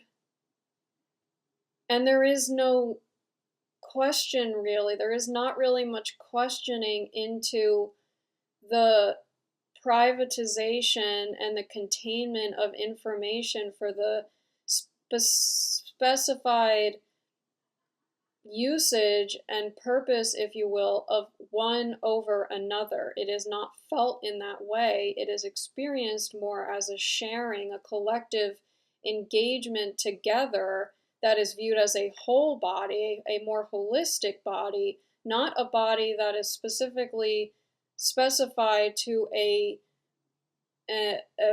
perceived egoic persona per se, but perhaps on a grander scale, if you will, more of a collective persona in which the expression, receipt, and giving of information is not necessarily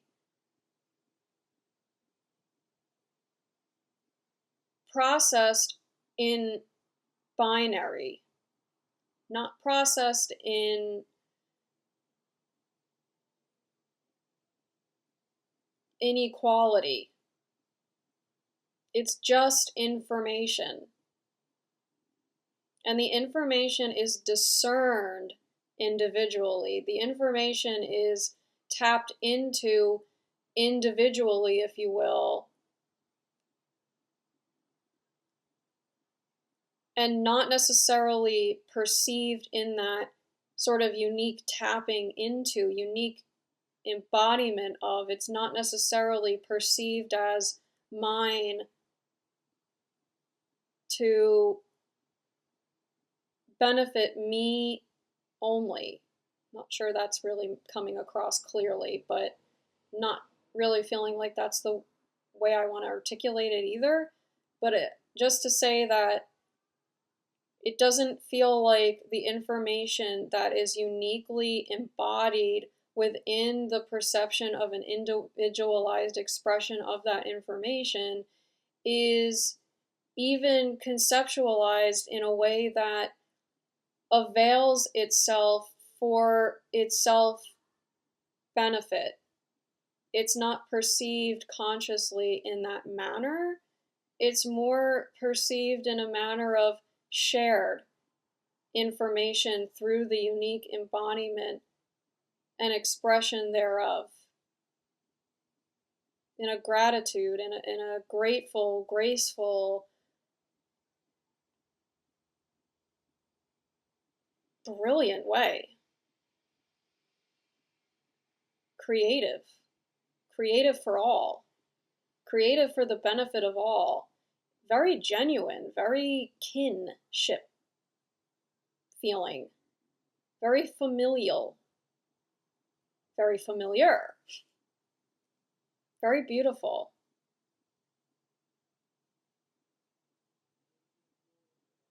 Very, very wondrous, very magnificent.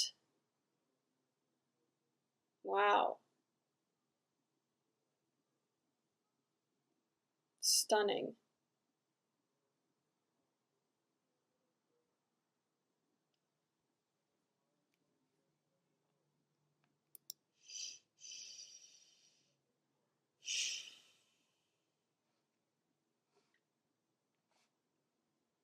Yeah.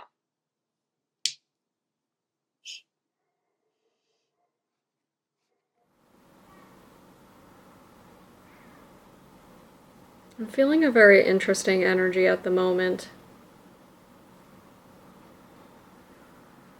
I don't know consciously whether it is correlated with an article that I recently read about Prince. It's an article that was published in the New York Times. I didn't record myself reading it.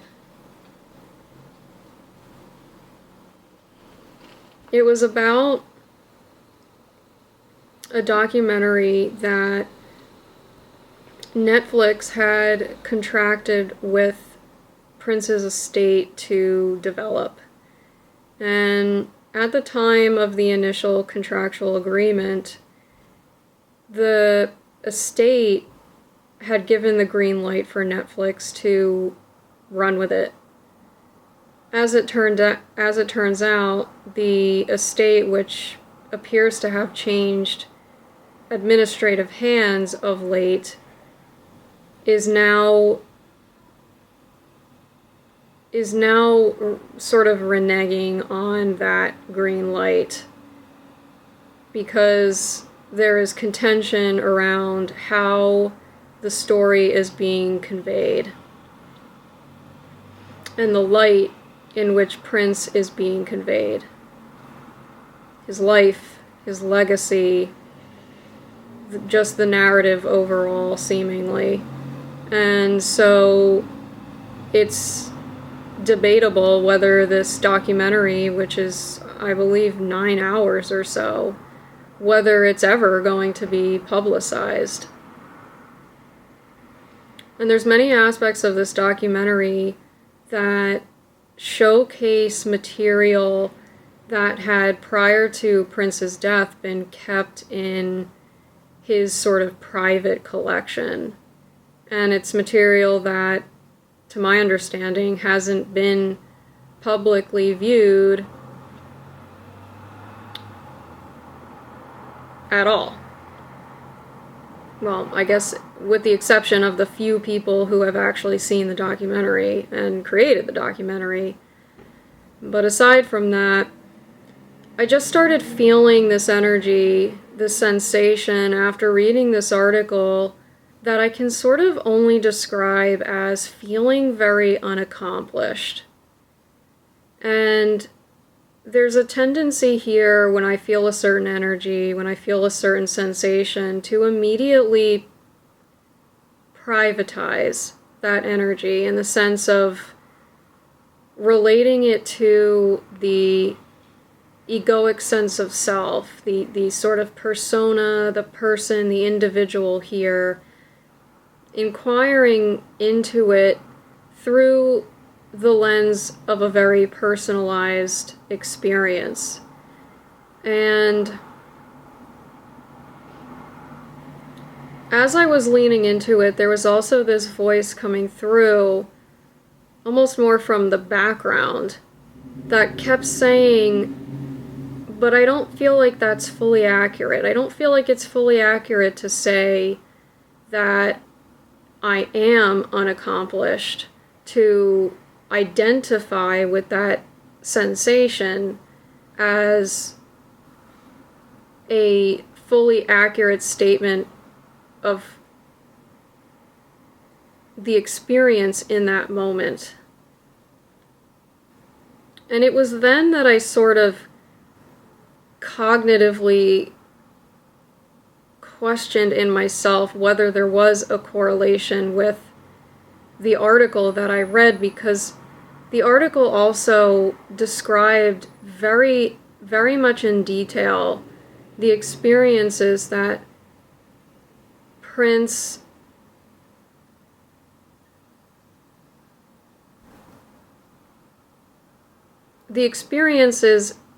in Prince's life that really contributed to feelings of loneliness and pain and suffering.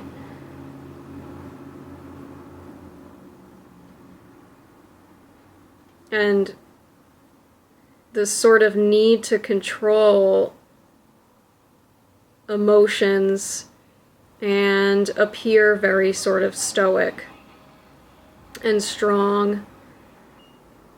You know, that this is like very up close and personal. This is very up close and personal, which I suppose is a bit apropos. I don't know that I've filmed myself this up close and personal, which is kind of interesting. I honestly did not even think too much about it until just this second, and I realized in looking at the sort of screen flipped out from the camera lens that it was really up close and personal. So I'm just leaning into this energy. I'm noticing that my stomach is also bothering me, which is interesting. Sort of this feeling, this experience of information, if you will, that is hard to digest. And that's also something that was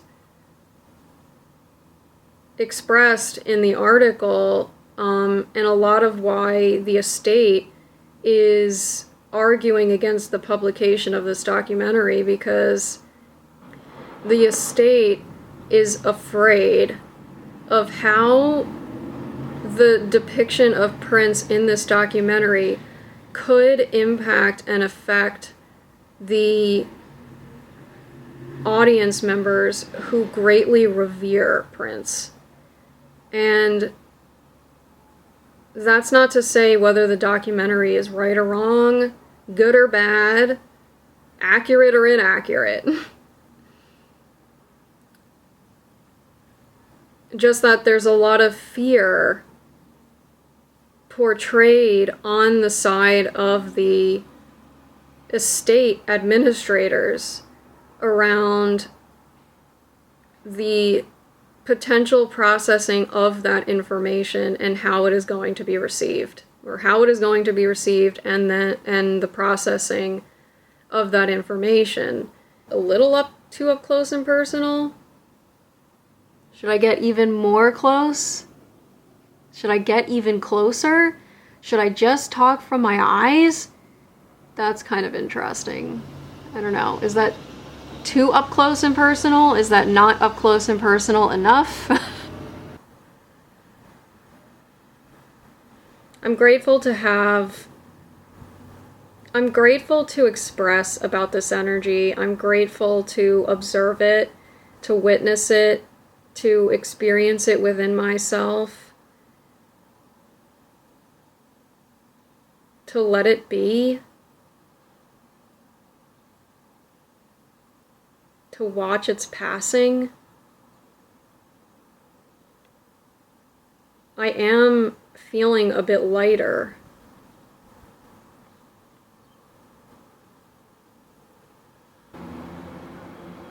It seems like that's it.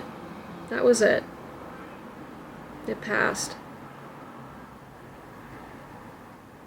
And that's not to say that it was bad.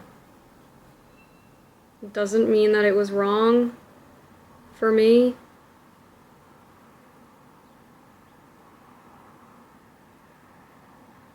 And that doesn't necessarily have to mean that it was a fully accurate depiction of me in that moment I was experiencing it. It was an aspect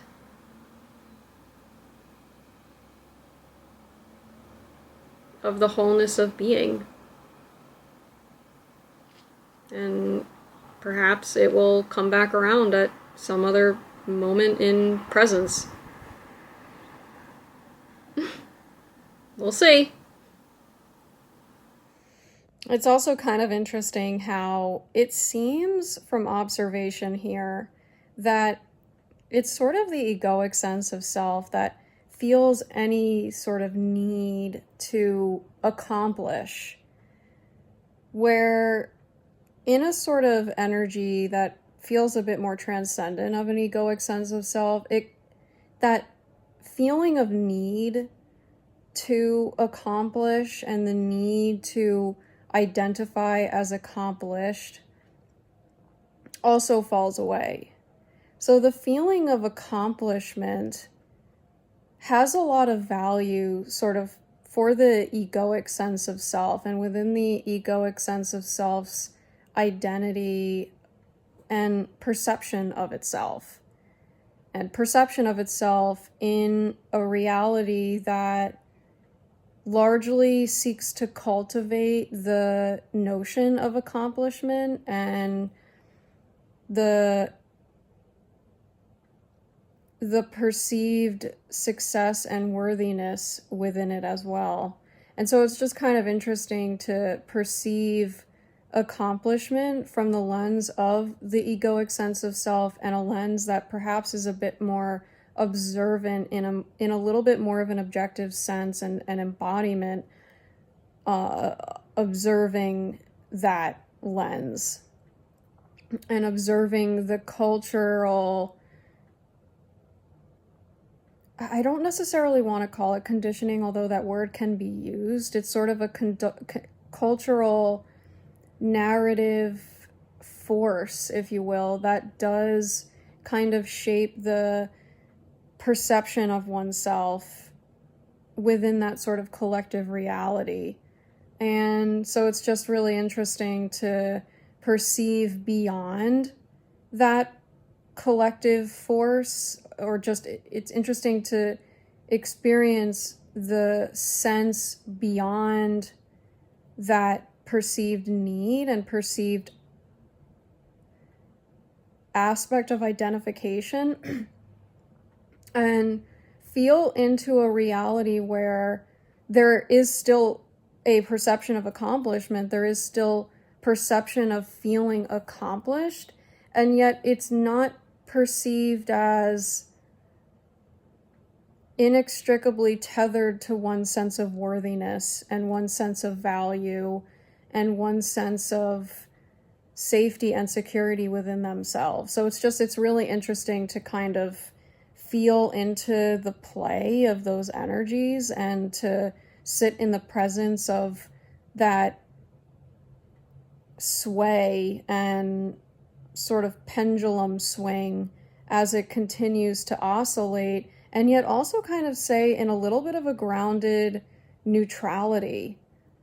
So just really fascinating and quite amazing to experience and just witness and explore.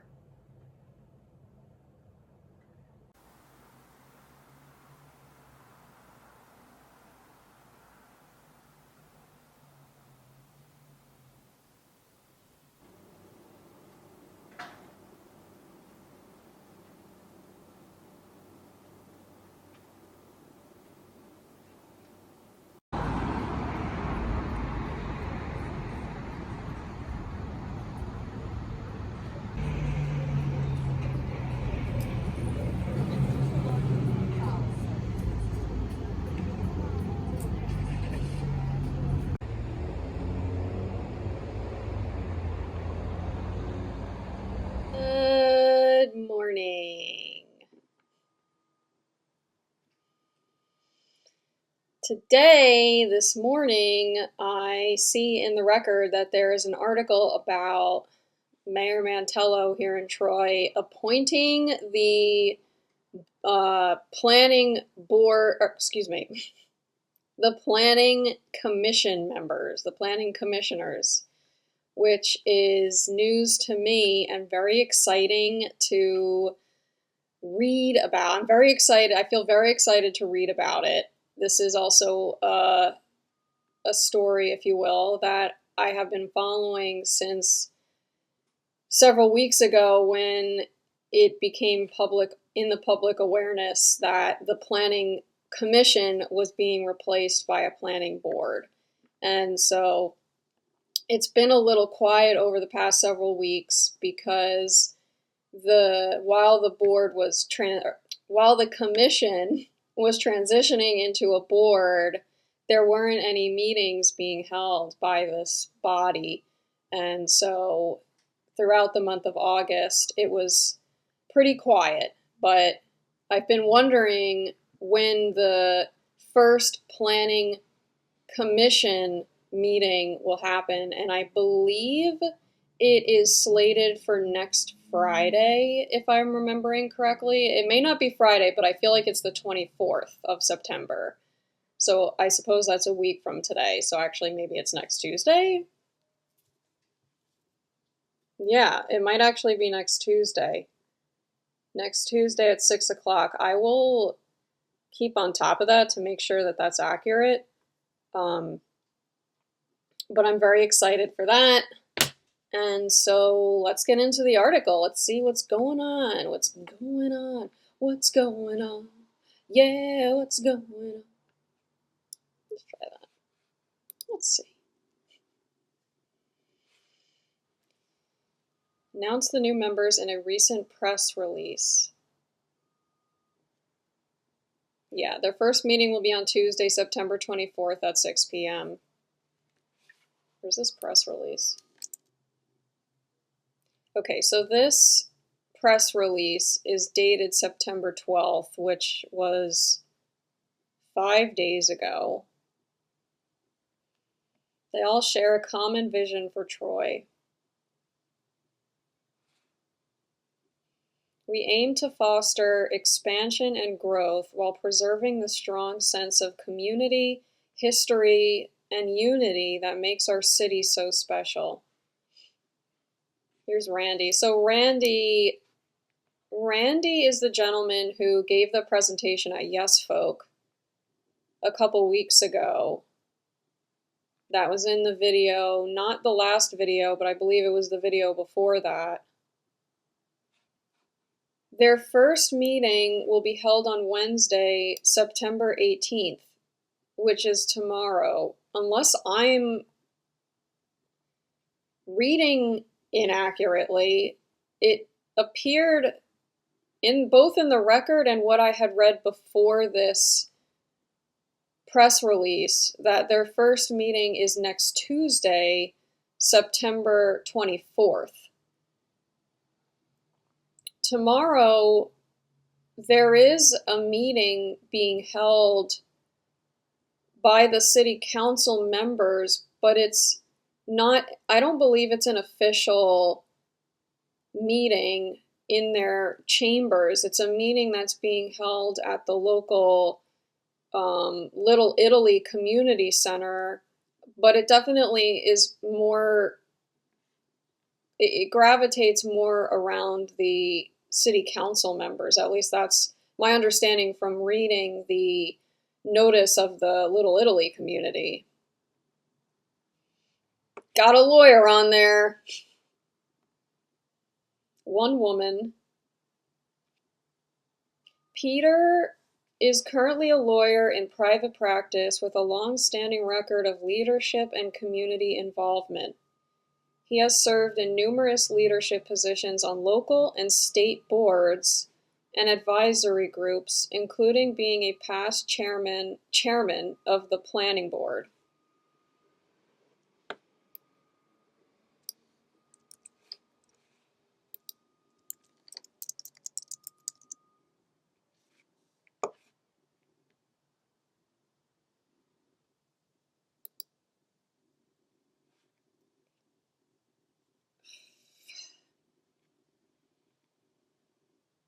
Okay, so after taking a brief pause, back at it.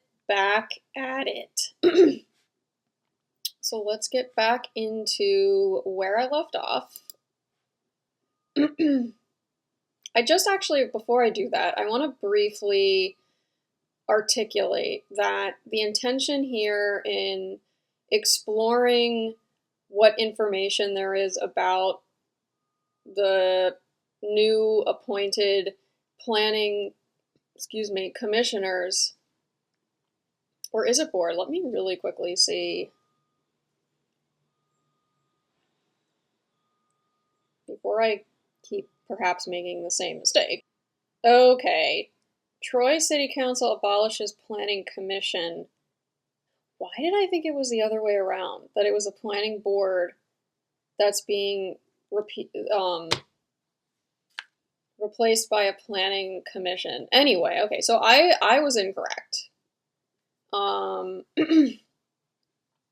So the intention here is to explore what information there is about the newly appointed planning commissioners, and it's not to do so with any further intention of judgment. It's more curiosity, and what comes up and what doesn't, but the information that is explored doesn't have to shape the perception that I have of this person. It doesn't.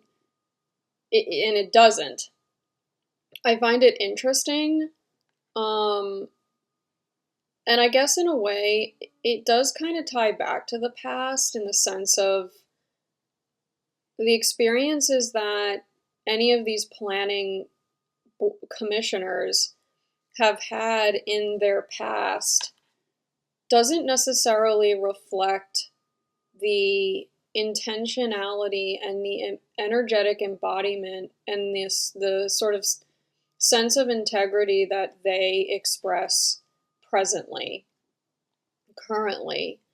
And so even though there is information to explore potentially for some, if not all of them, I not only take it with a grain of salt, but the intention is not to use the information to judge, to criticize, to form, to use that information, if you will, to inform the perception I have of their experiences, their expressions, their communications. And so it kind of goes back to a little bit of what I talked about in terms of information having a life of its own. And it's interesting when there is information explored from the past, if you will, and how that information feels energetically. Does the information feel as though that aspect, if you will, of one's life experience is still alive, is still vibrant, is still full of life? I know I tend to get into this rhythm. Not the last recording, but the recording before that, it was very interesting how, and I've noticed this before, where I will sort of continue to express through what feels to me as confusing and discombobulated and to a degree ignorant. And yet as I continue expressing it, there's a tendency I've noticed and I've observed in myself to become a bit more clear and confident and, dare I say,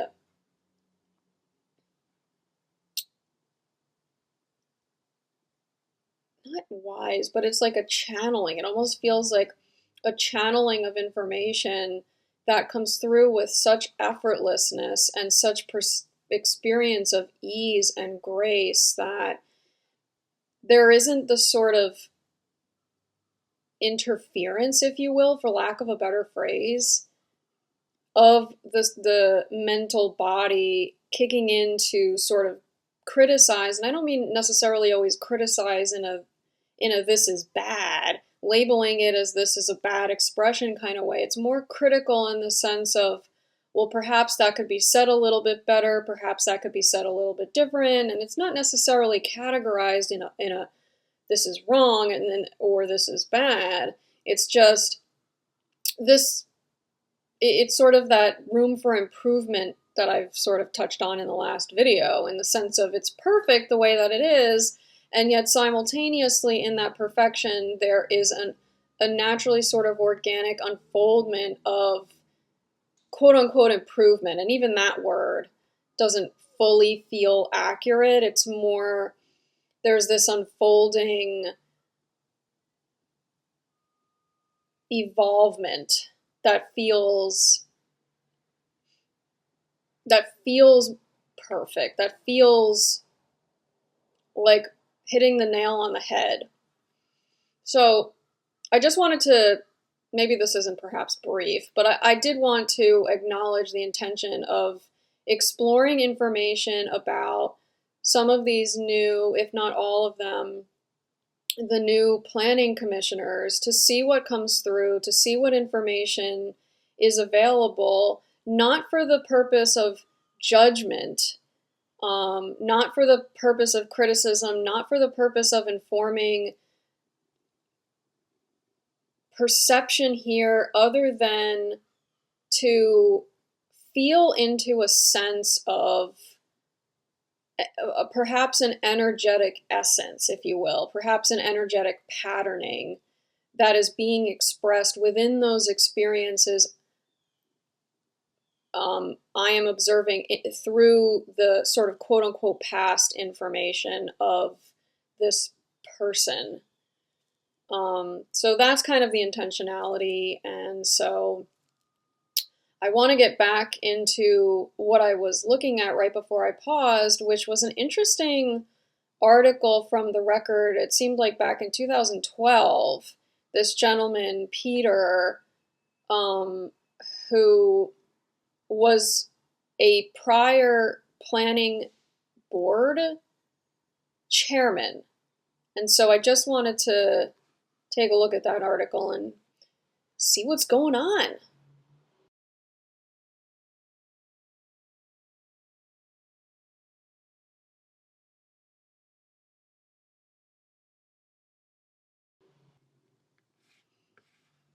Okay.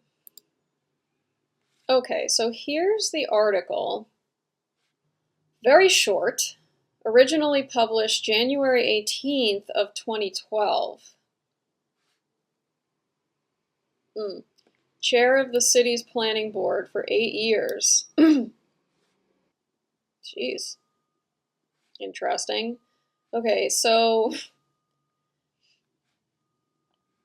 Peter submitted a letter of resignation dated January 13th. I'm not 100% sure how to pronounce his last name. Kehoe was reappointed by former Mayor Harry, and I'm not sure how to pronounce his last name either, Tutungian, in October of 2011 to another 3-year term. And I suppose during his anticipated 3-year term, or during that 3-year term, there was a administrative change from Mayor Tutungian to Mayor Rosamilia. So, quote, I suppose in this letter, okay, so as chairman, I have seen it as one of my duties to support and promote the development policies of Mayor Tutungian, Kehoe wrote in a letter to Mayor Rosamilia. I am sure you will have your own policies and priorities to put forth, and it seems right to me that you should have as chairman someone whom you are confident will support and promote your own ideas. That, to me, it's very interesting because that just sort of screams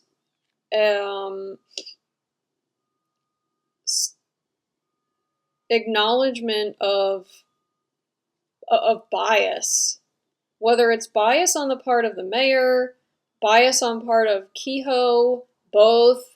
It's interesting how there is this acknowledgement of the chairman of the planning board prioritizing and supporting priorities of the mayor. First of all, the mayor, period.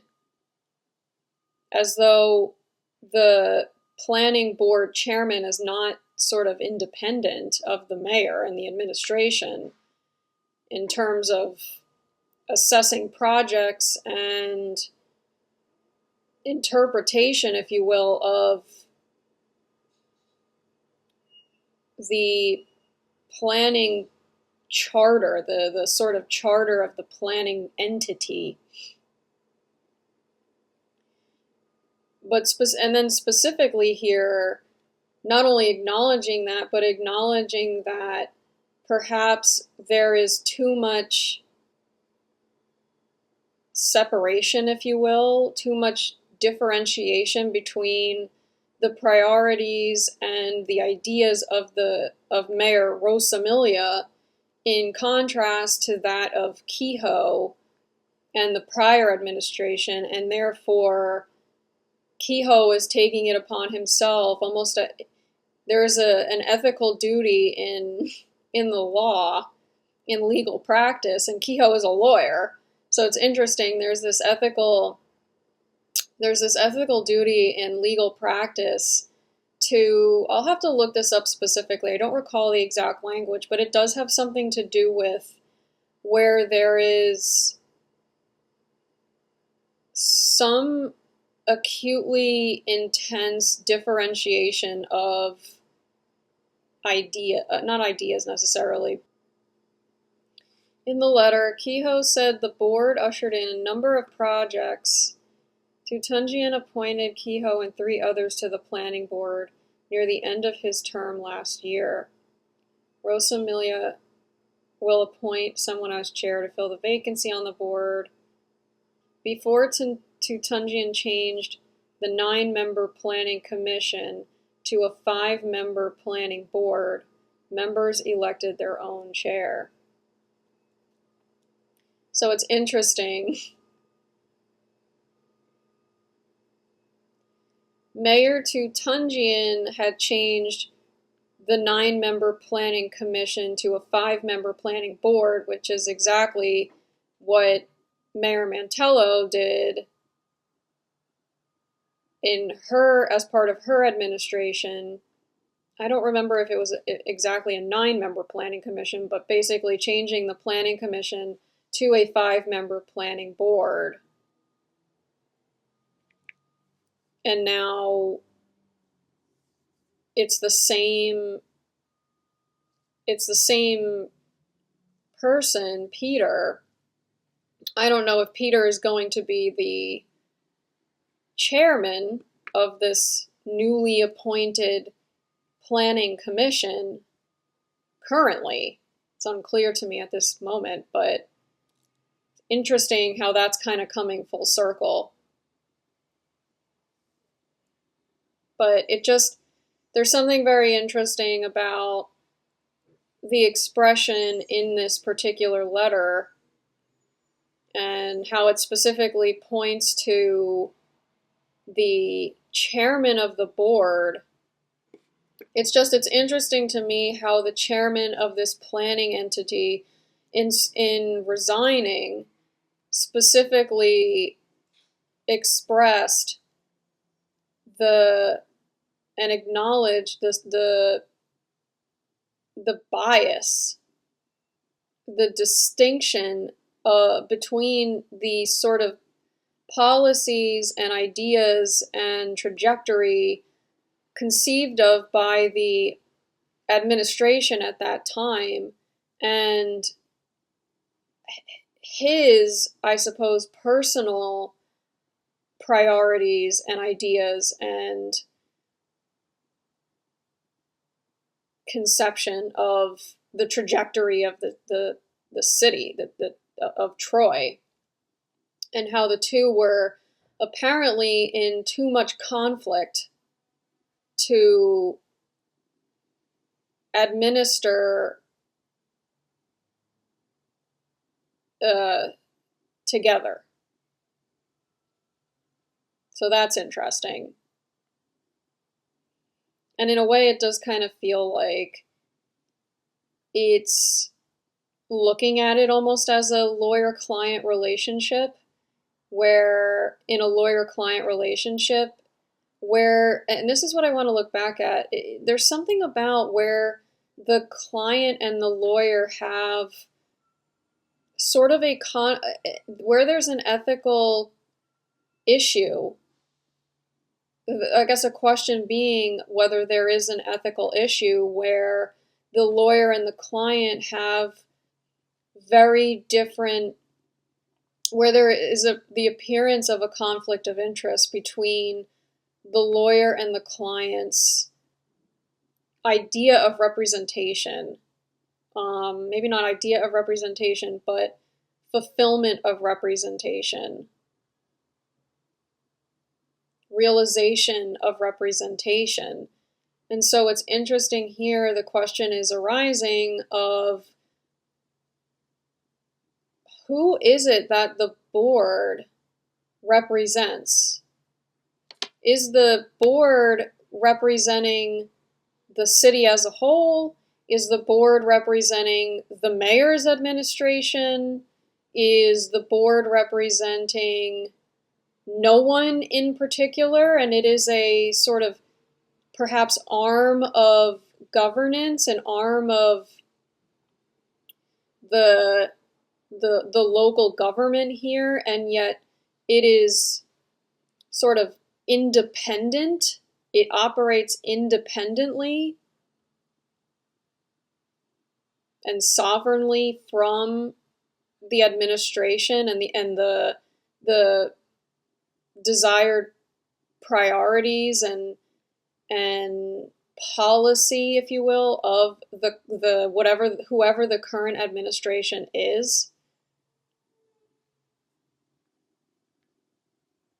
Okay, so in 2004, Mayor Tutungian replaced the planning. Thank you. Mayor Tutungian replaced the planning commission. Peter was voted in as the chair. So he was voted in as the chair to which he remained until returned to a planning commission, submitted a letter of resignation dated January 13th of 2012. So it was right Tutungian's administration to Mayor Rosamilia. Now, I don't know the particular political affiliation of either of these mayors, but let's see anyway, because why not? Mayor Tutungian was the Republican Party, and I wouldn't be surprised if Mayor Rosamilia was the Democrat.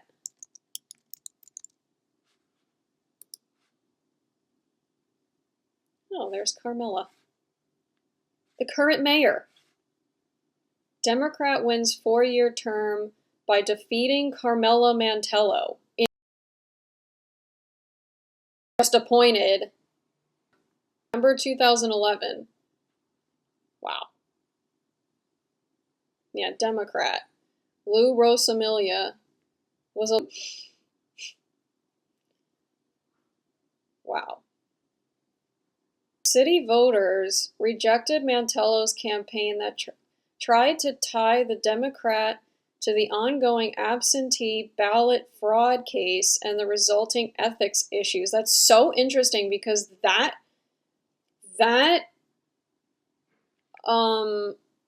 apparent claim of ballot fraud, absentee ballot fraud, is currently ongoing with Republicans in sort of in Rensselaer County, in this county, because there's a really big case going on, and I was considering going to sit in on the court appearances and the trial itself. I believe it's even a federal case, but there's a current case in Rensselaer County of, I believe, 3 or 4 people on trial, specifically for this claim of absentee ballot fraud, claiming that there are certain higher-ups, if you will, in the executive director's office or administration, the county executive, Steve McLaughlin. So Steve McLaughlin was running for office. I don't recall exactly what the year was. It might have been 2021 that his campaign was ongoing. It was either 2021, maybe 2020 or 2022. It was one of those years. And there are these claims that certain staff members within his executive office used their positions of power and authority to cajole people into,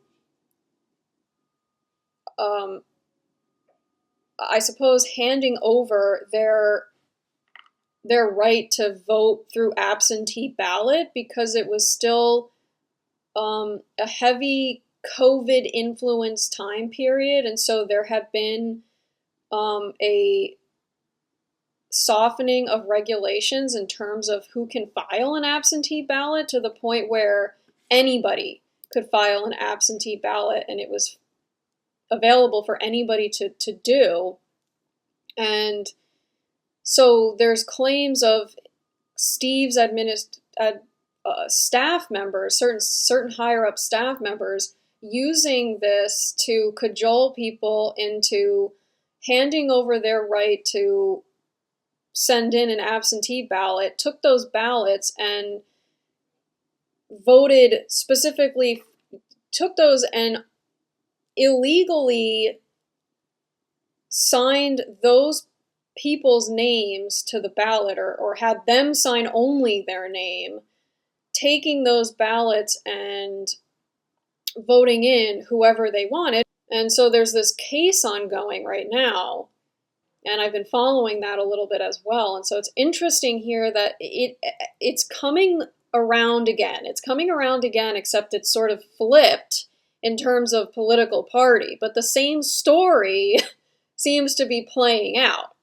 or at least a very similar narrative is playing out. And it's interesting how Mayor Mantello, current mayor, had lost this mayoral race back in 2012 on a campaign that seems to have tied Democrats to a certain narrative that is now playing out for the Republicans, and she, now that she's mayor, is appointing the gentleman who had been chair at the time of Mayor Tunjian's administration, the Republican administration, that lost to this Democrat Rosamilia, and then as a result, Peter resigned, saying that their policies and their priorities were not in alignment, essentially. And therefore, he didn't, I'm putting words in his mouth, but he didn't feel like he could represent the board, represent the interests of the board, represent the interests of the administration, whether it be responsibly, reasonably, so ethically. It's very interesting. Who else do we have? James Schufelt. James is an environmental health and safety manager for C.D. Perry & Sons, a well-established general and subcontractor company based in Troy. He has many years of experience in construction management responsible for environmental health and safety issues. Well, it's unclear. I'm assuming this is still being recorded, but I can't actually see that. So, Naomi Dickinson. Okay. James Scully. Current owner of Bacchus, which is delicious, delicious. It's Food Fun Day on 105.3's Hudson Mohawk magazine. This week we sent WOOC correspondent Tatiana Morani to Bacchus Wood-Fired. Tatiana talked with Jim Scully, who is the owner of Bacchus Wood-Fired, about his restaurant and how it came to be. What made you want to open up a restaurant? It's kind of interesting because I didn't really plan on it, but I've been downtown for quite a while. I moved in downtown in 1991. And in 99, I ran into this guy, Harry Lee, who was Richard Pryor's father-in-law, the comedian. And he was quite a character. And a friend introduced us, and I wanted to buy his building. And we drank for about 9 months, and I heard a million stories. And finally, he said, I'll tell you what, I'll sell you the building for X number of dollars if you open Daisy Baker's again. And Daisy Baker's was his favorite bar, and his office was upstairs. So I said, I can do that. No problem. And 17 years later. I still have Bacchus, and Daisy's isn't there anymore. But the day I opened, the Harry Lee, he had a tear in his eye. So I know you sell beer and wine. Do you sell any liquor? We have a full license, but we don't. We chose not to because it really changes the environment. It changes the feel of a place, and liquor. When you're selling liquor, you get people who like, I want that special scotch, and they're going to come there and they're going to spend regularly, but they're going to spend a lot of time. And our experience with Bacchus is that we need to have a lot of people in and out. Okay, last but certainly not least, Jeffrey York. Jeffrey is an information security professional providing IT security support for the corporate digital technology corporate functions for General Electric. He has a strong project and program management background in developing IT plans in a corporate environment and leading large-scale enterprise-level projects focused on improvement and change. Jeffrey has extensive experience as a community volunteer and as a track coach at Hudson Valley Community College. Okay, so back to the record article.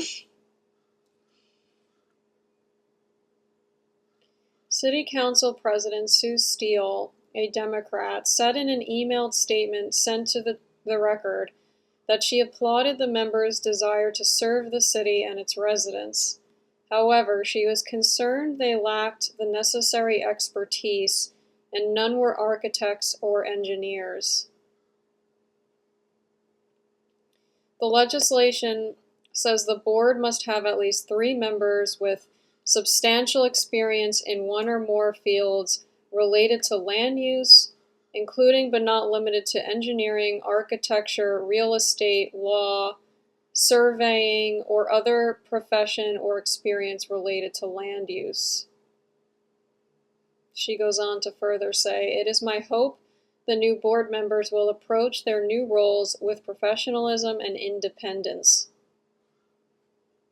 Okay, well, I guess we'll see how it continues to unfold.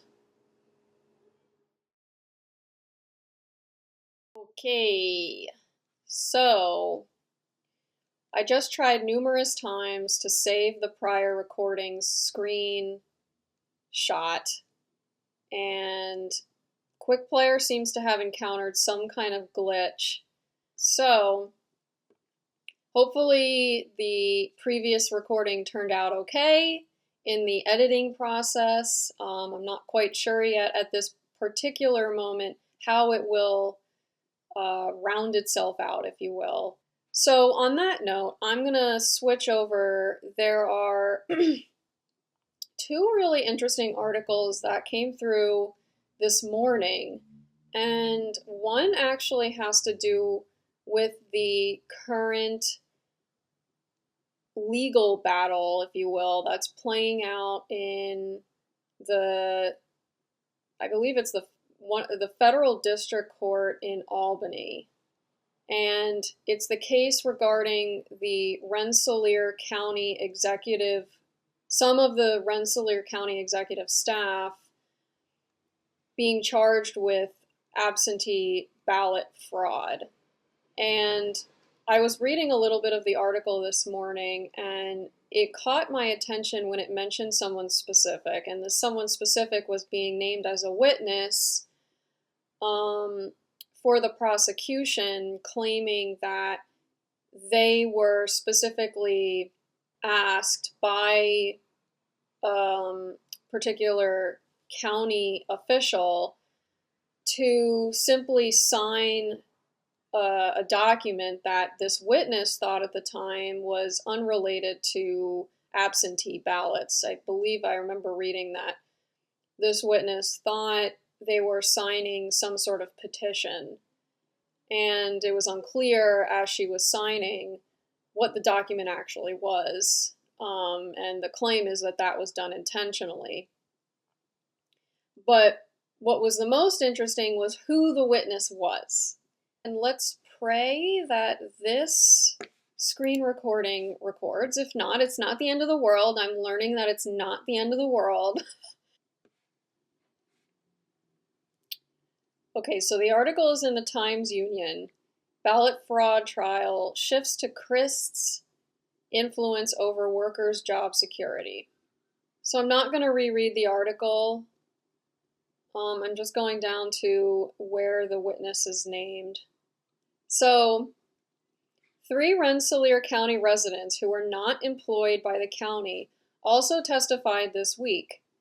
The residents of their family members were acquainted with Christ and Gordon, who they said arranged to meet them at their homes or workplaces to sign absentee ballot paperwork.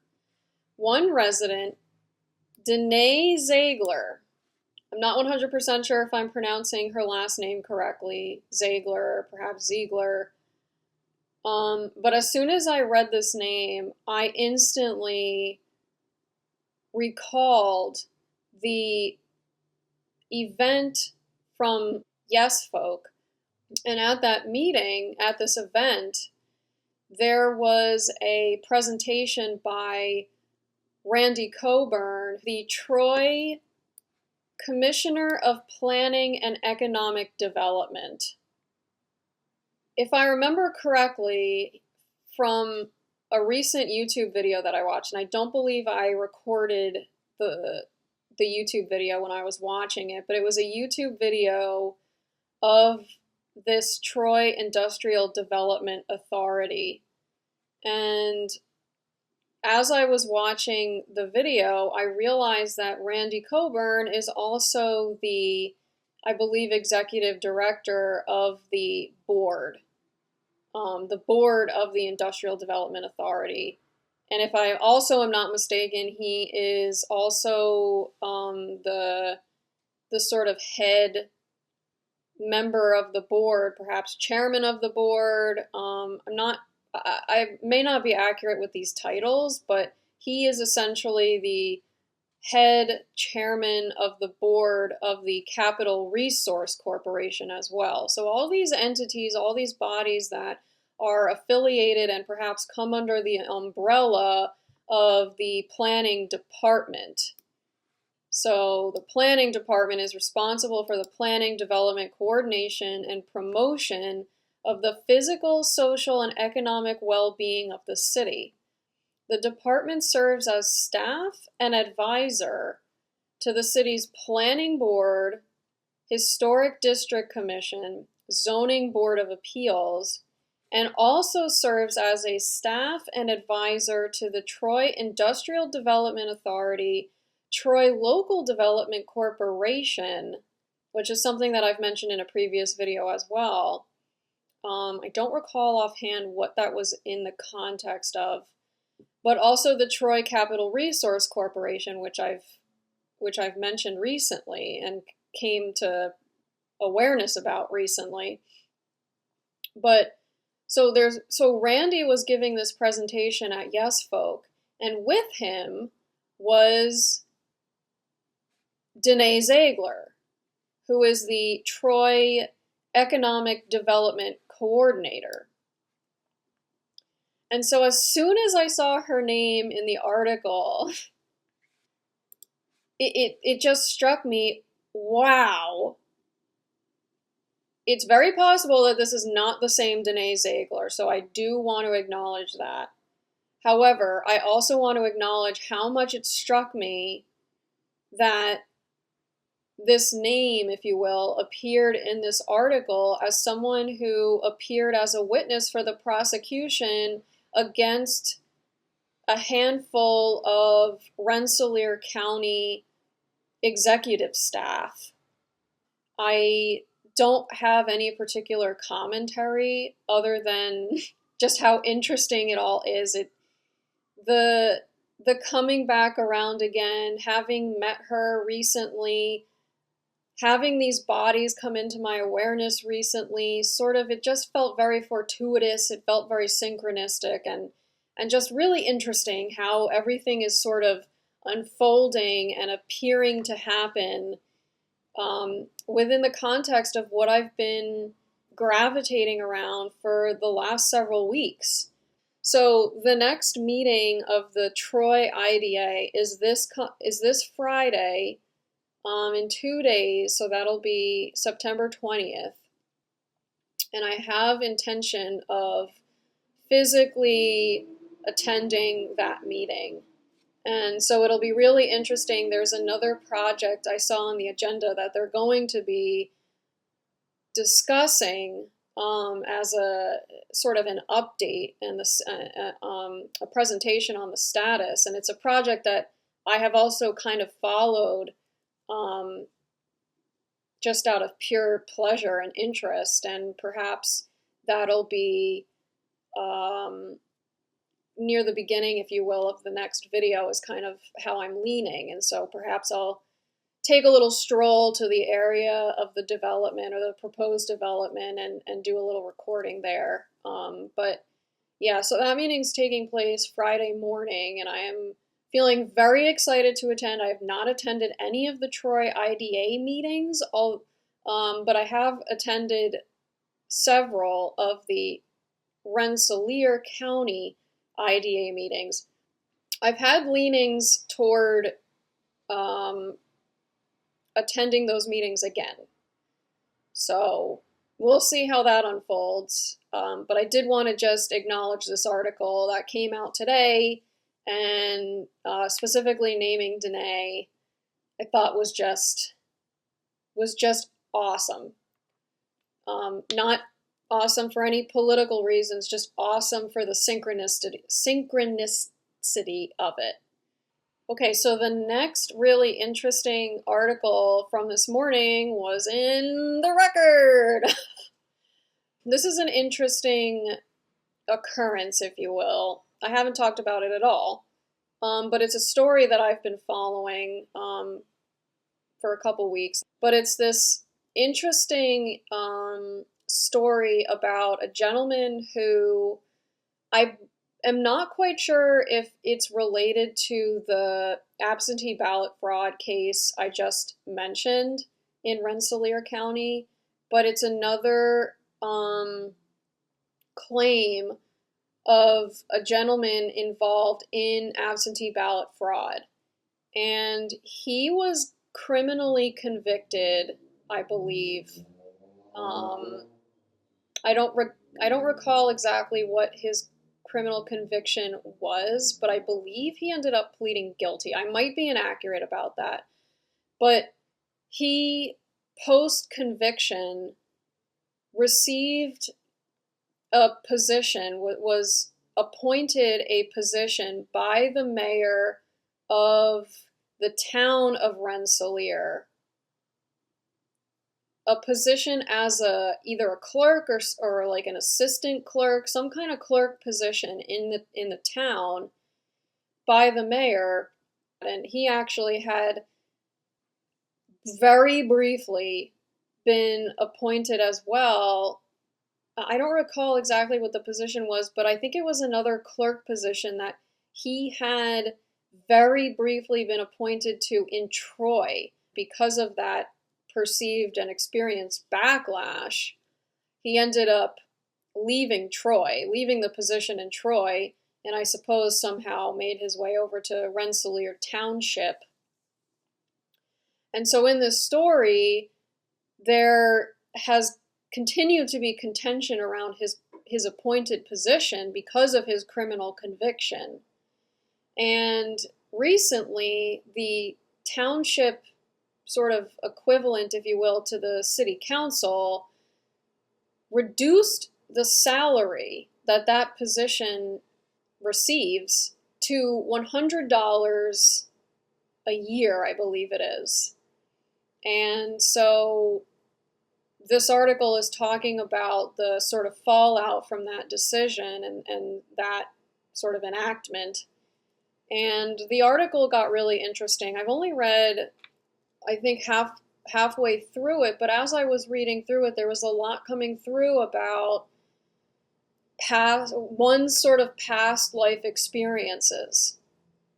And I know that I've touched a little bit in prior recordings for this video about the past and And so it was just kind of interesting how an expression started to come through about one's past life experiences and how that tends to not only inform the sort of present embodiment of how one expresses, but it also largely shapes and informs how our social relationships and our social engagements express and are sort of formulated. And what was also starting to come through, which was also really interesting and ties back to another previous video, I don't recall offhand the name of that video, but I'll link it up here. That video touched on the Eighth Amendment, and it was in the context of a particular Supreme Court case. It might have been the homelessness case, but the Eighth Amendment, where there's a prohibition against cruel and unusual punishment, and the prohibition is specifically against action by the government. So in that expression about the Eighth Amendment, it sort of started to come through about cruel and unusual punishments only applies in the current court jurisprudence and application and analysis. It only comes into play, it only applies in post-criminal conviction matters. And so it's interesting because here, technically, it is post-criminal conviction, and it is also highlighting a specific sort of governmental body's action and behavior in reducing this position's salary to such an extent that this gentleman is now, I believe, potentially filing a claim against the city. And so it's just interesting how you have these two aspects of what the Eighth Amendment is supposed to be protecting the public against, which is cruel and unusual punishment by the government, and specifically within post-conviction criminal cases. And so you have here sort of the elements of that. You have the post-criminal conviction, and you also have what could be, you also have governmental action. And so it's interesting how there could sort of, in a very technical way, be this perception of, or maybe it's not technical, but in theory, there can be this perception, and there is this perception of, well, why wouldn't this apply under the Eighth Amendment as well? Yes, they're not the same case, which is interesting because that ties into the expressions around, and this is also in previous videos, but the expression around the city council not passing ordinances that are introduced the same day. And so there was this expression and this exploration into what does it mean for, what does the same day mean? What does the same not the same day, the same meeting mean? And so there was a lot of expression around that. And so in a same vein, there's this interesting question around the same case. And does the same case follow a person? Does the same case just mean, well, this particular docket number is closed, this case is, there's been a final order of a judge in this case that has been filed and the docket is closed? Is that the same case? It's just interesting how this matter has followed this gentleman to the point, and by the way, this is not intended as a defense of this gentleman and the the decision of the board. This isn't to agree or disagree with any of the decision, with any of the mayor's decision to appoint this gentleman. There's no intention to agree or disagree with the judgment of the court, the order of the court in his criminal conviction. There's no intention of agreeing or disagreeing with the sort of body that is the city council in reducing the salary of this position. It's not about that in what I'm currently expressing. It's just inquiring and exploring into the interesting aspects that are showing up again in a little bit of a different way, where there could be said to be an Eighth Amendment activation here, where the judgment of the city council in reducing the salary based on his criminal conviction, how that could be viewed as, or the inquiry is that and could that be perceived and experienced as cruel and unusual punishment?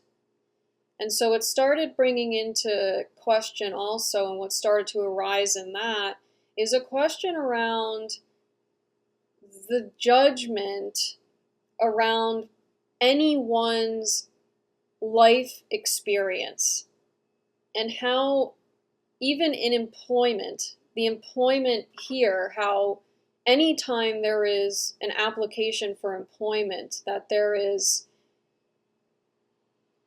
are specific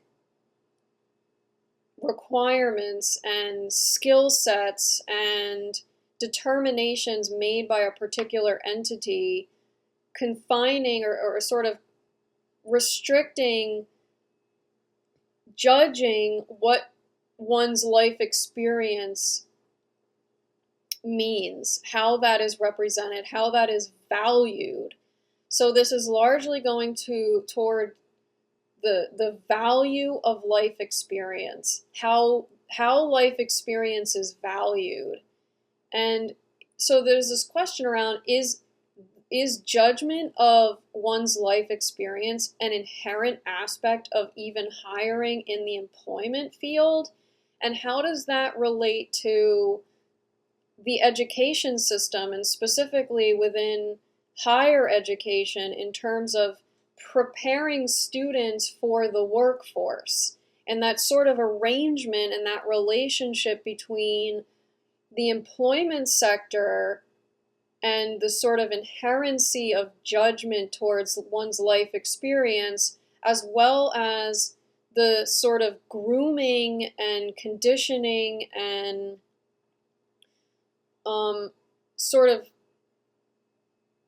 molding of student experience so that it fits into a narrative expected of an employment relationship. And I'm not saying that these relationships as they currently exist are wrong, bad, right. I'm not saying anything about in one way favoring any specific polarized perception. It's just to inquire into these relationships and really explore how, as a culture, how even within ourselves, how we relate to our own life experiences and how they continuously inform the expression without necessarily labeling those life experiences as good or bad, as right or wrong, as valuable or as worthy or unworthy, as any sort of polarity where it just is for one's sort of continuous unfoldment. In that sort of way of perfection, that is that innate perfection expressing as unfolding improvement. And again, that word improvement, it doesn't feel accurate here, but it is still that in essence. It's a sort of unfoldment of greater than the sum of our parts, the sum of our parts being those sort of life experiences. And so it was just interesting as I was reading this article, all this was sort of coming through, and after learning of the hiring, the Common Council, where the Democrats hold a majority, voted 5-2 on September 4th to reduce Schofield's salary by 99% to $100 a year. So it's interesting because this is where the question of cruel and unusual punishment came in, and I recall from the exploration into cruel and unusual punishment that the founders who proposed this enactment within the Constitution had iterated that the cruelness has a connection and has ties to a sort of added, I think the word that they used in the court opinion was super added. There's sort of this added element of intention to embarrass, intention to sort of shame another person. And so that's the sort of cruelness of it, that it goes above and beyond the potential incarceration and into a sort of very personal, intimate space. And so this reduction of 99% to $100 a year, that was sort of what sparked this reminiscence of the cruel and unusual punishment, and that questions started circling around. Yeah. Schofield filed a notice of claim against the city and a member of the city council, alleging that they violated New York workplace discrimination laws by changing the pay. So in addition, this claim against the city and this other gentleman says that they attempted to deny him employment for his criminal conviction, and that their actions were malicious and meant to harm and embarrass Schofield. Yeah, so it's just interesting how in legal practice, a case is sort of bookended by certain filings in court and judicial orders, and how even with that very sort of black and white beginning and end identification of a case, it's just kind of interesting how a case can in sort of real life, if you will, for lack of a better phrase, how that can continue having a life. And so this kind of goes back to information, the life of information, and how the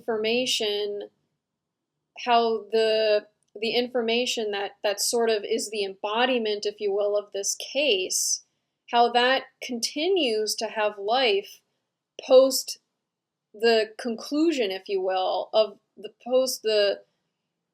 conclusion of the case in the court system. Just because the case has officially concluded within the court system doesn't necessarily mean that the life that gave rise and form to the manifestation, if you will, that is the case, that is expressed as this official legal case with an identification number that is a sort of a docket number, that life continues to live post that officialized representation of it. And so once it's kind of moved on, if you will, from that representation of itself, from that appearance, that public appearance, if you will, there is still that life. And what does that mean for the life? And what does that mean for that sort of gray area where the government acts a certain way?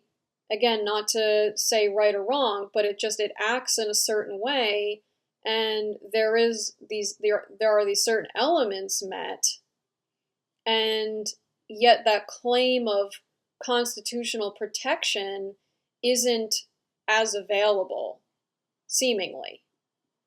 And so it's just kind of interesting. Yes, there are other claims that can be made, like they're making this discrimination claim. But it's just interesting to really explore how the life of information and how it's related to through institutions, how it's related to through how we socially engage with one another. And I don't know, I guess I'm not necessarily saying that there's any particular quote-unquote fix, not that there's any quote-unquote problem. It's not to label it as a problem. It's not to label it as a crisis. It's just interesting to acknowledge and with the potentiality of imagined, inspired envisioning for what else is possible within the reality, if you will, of the awareness of the information and it's sort of having a life, and what that life is speaking, and what that life is expressing, and what that life is listening, how relating to or listening to that life. What is it to listen to that life? What is it saying? What is it expressing? Without labeling it as right or wrong, good or bad, any specific polarity, but holding just space for it to exist. And in that, there tends to be this sort of sense of emergent vitality that perhaps isn't conscious awareness of, with simply I don't say simply lightly, but with the sort of confining, very black and white, strategic, political maneuvering. In a press release the day after the claim was filed, Stammel, the mayor, warned the council against overriding his veto. He said the union is opposed to it, and Schofield's job is under their bargaining and protection. I don't know, there's something about that feels weird. That feels a bit bizarre. So a union represents the interests of a city clerk, at least. And in that, the union has the sort of power and authority, if you will, to ensure that through power dynamics that a city clerk remains in his position, even if there is potentially public feelings otherwise. And I'm not saying that the mayor's expression and the mayor's perception here is a representation of sort of a more collectively experienced innate preference, if you will. That's not what I'm saying. And it's actually kind of interesting how that's also bringing up the question around representation of information, and authority in representing information. Why is it that some have authority in representing any information?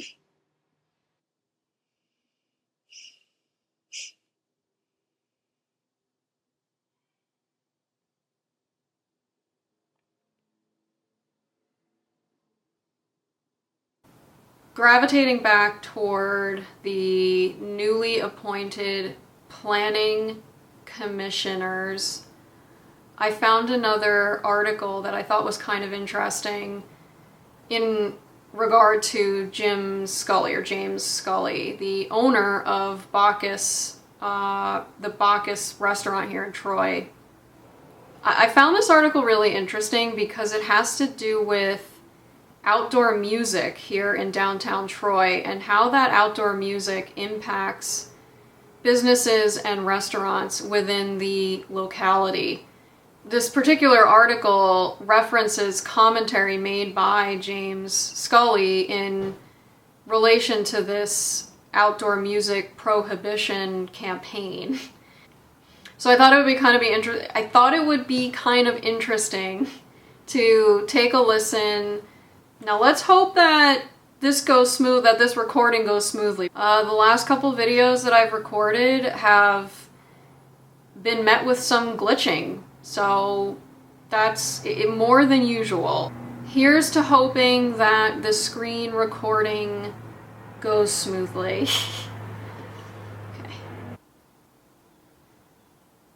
The city of Troy is looking to crack down on loud outdoor music after receiving some complaints from downtown residents. And that's where CBS 6's Briana Supardi joins us live tonight. And Bri, you heard from business owners for and against this crackdown. What are they saying? Liz, the thing is, it's been a local law here in Troy that... I just want to quickly say that this is the first time... So this apparently, this sort of campaign, if you will, was largely in play in July of this year. And it's really interesting to me. This is the first time I'm hearing and aware, consciously, of any attempt to shut down aspects of the loud music. Businesses can't have amplified outdoor music without a special permit. It's only becoming an issue now after some residents have filed complaints with the mayor's office over it being too loud. But, others disagree, and this has become an issue that has divided some downtown business owners and residents. Turn down the volume. That's what some residents and business owners in downtown Troy are telling their neighbors after they say loud music is disrupting their livelihood. Like restaurant owner Jim Scully, who says it's getting unbearable. We have customers sitting here that want to talk to each other. I've had people who can't do Zoom calls in their own apartment. I've had people leave town. The mayor's office is now cracking down on the noise, telling businesses no outdoor music after 9 p.m. I also want to quickly say that it's interesting to me how it sort of makes it sound like this music is blasting constantly, and it's blasting at a regularly loud level. And from my personal observation and experience, that hasn't been the case. I'd be curious to know what complaints have been made at Bacchus regarding trying to talk to one another and not being able to hear. I'm not saying that doesn't exist. But it's not sitting well with some, prompting this meeting Monday night where concerned citizens gathered in opposition. I don't think live music is ever bad for a city. However, the mayor's office says that this isn't a new policy. It has always been against Troy City Code for businesses to have amplified music outdoors with... It's also really interesting because Bacchus, where Bacchus is located, is directly across the street from the Troy Savings Bank Music Hall. And what's interesting about it is the last time I explored the music hall in one of the prior videos was in relation to a project that they're currently engaged in. They're doing a lot of reconstruction on the building itself in terms of installing an HVAC system. They are redesigning the parking lot that is across the street diagonal from Bacchus. And there was also a lot of talk at the last the last planning board meeting that I watched within this particular project context, they were proposing a possible electrified marquee to be installed right on the street that Bacchus is opposite from. Okay, so just to showcase a bit more clearly, here we have Bacchus.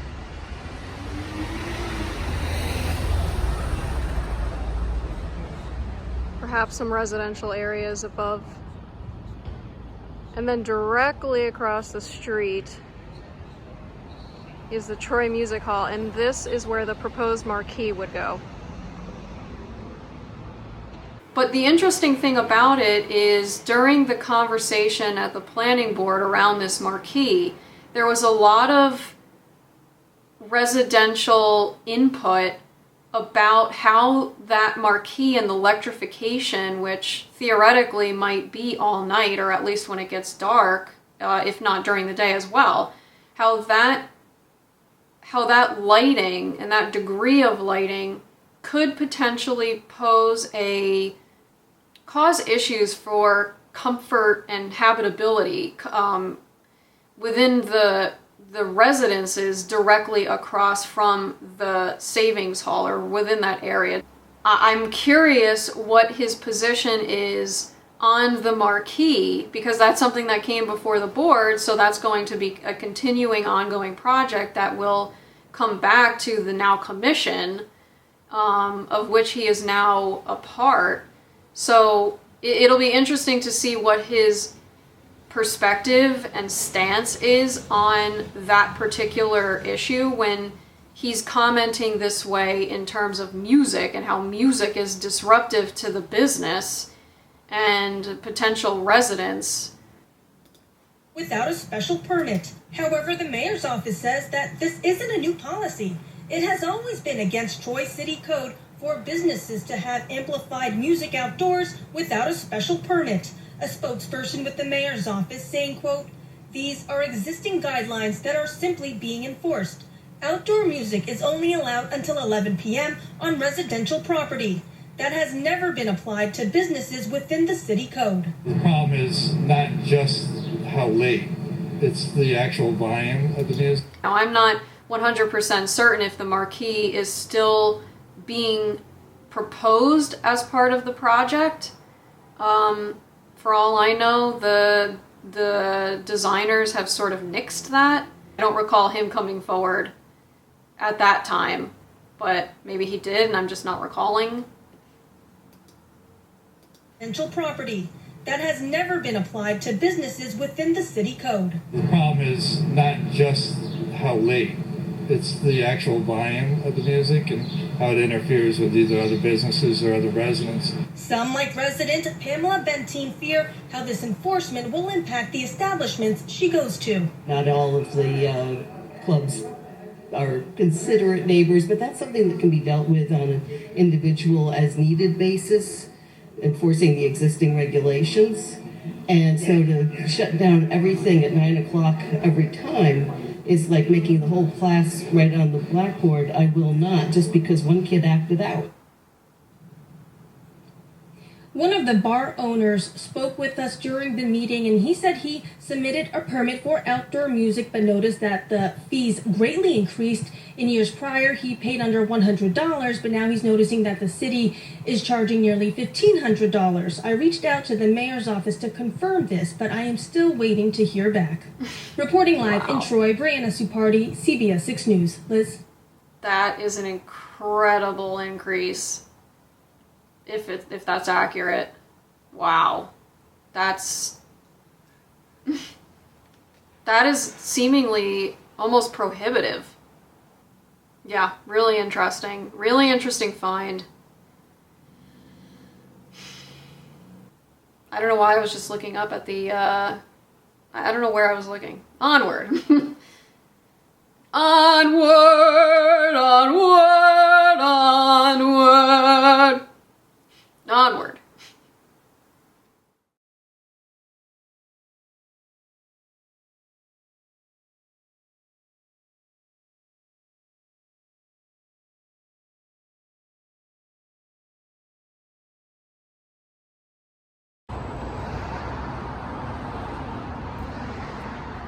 Yeah, that sounds good.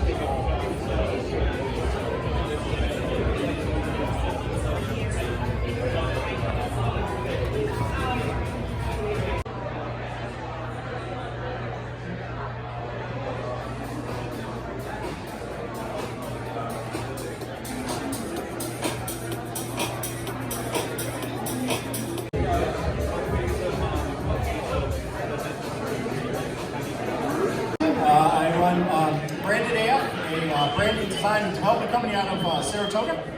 This is our 10th season here at Startup Tech Valley. So round of applause for everybody that helps to put together Startup Tech Valley for the last 10 years. We've got 3 great companies that are presenting tonight. Good evening, everyone. Thank you all for coming to Startup Tech Valley. For those of you that I haven't met yet, my name is Eric Ledette. It's my privilege to serve as the new Severino Center Director at RPI. Severino Center, as many of you know, leads RPI's entrepreneurship and innovation efforts both on campus and off campus. So the first thing, we're creating an organization called the RPI Brain Trust. And this is a network of professional mentors that we're creating to help support startups both in the RPI community and in the region as well. And what we're looking for is people who may be willing to commit 1 to 2 hours per month of pro bono time to help support startups in the region. We're building this network out. We want to have experts, everything from attorneys and accountants, fractional CFOs, to people who have expertise in nanoscale manufacturing or whatever. I really appreciate it. I'm going to walk through the story and we'll take some Q&A at the end. So, we are looking to leverage machine learning and AI to solve the prior authorization problem in healthcare, which we'll get more in a minute. We have our first customer who's live and performing. We have a second in contracts right now. We have a full pipeline behind it. This is a simple example. You go to your doctor. The doctor says you need an MRI. What the doctor's office has to do is create basically a permission slip, send it to your insurance company, and your insurance company reviews it to determine whether it's medically necessary and whether they'll approve that procedure to be done. It is today a very manual process. It takes a lot of time on both sides of the equation. Oftentimes it goes back and forth numerous times, and it causes a lot of pain for both payers and providers.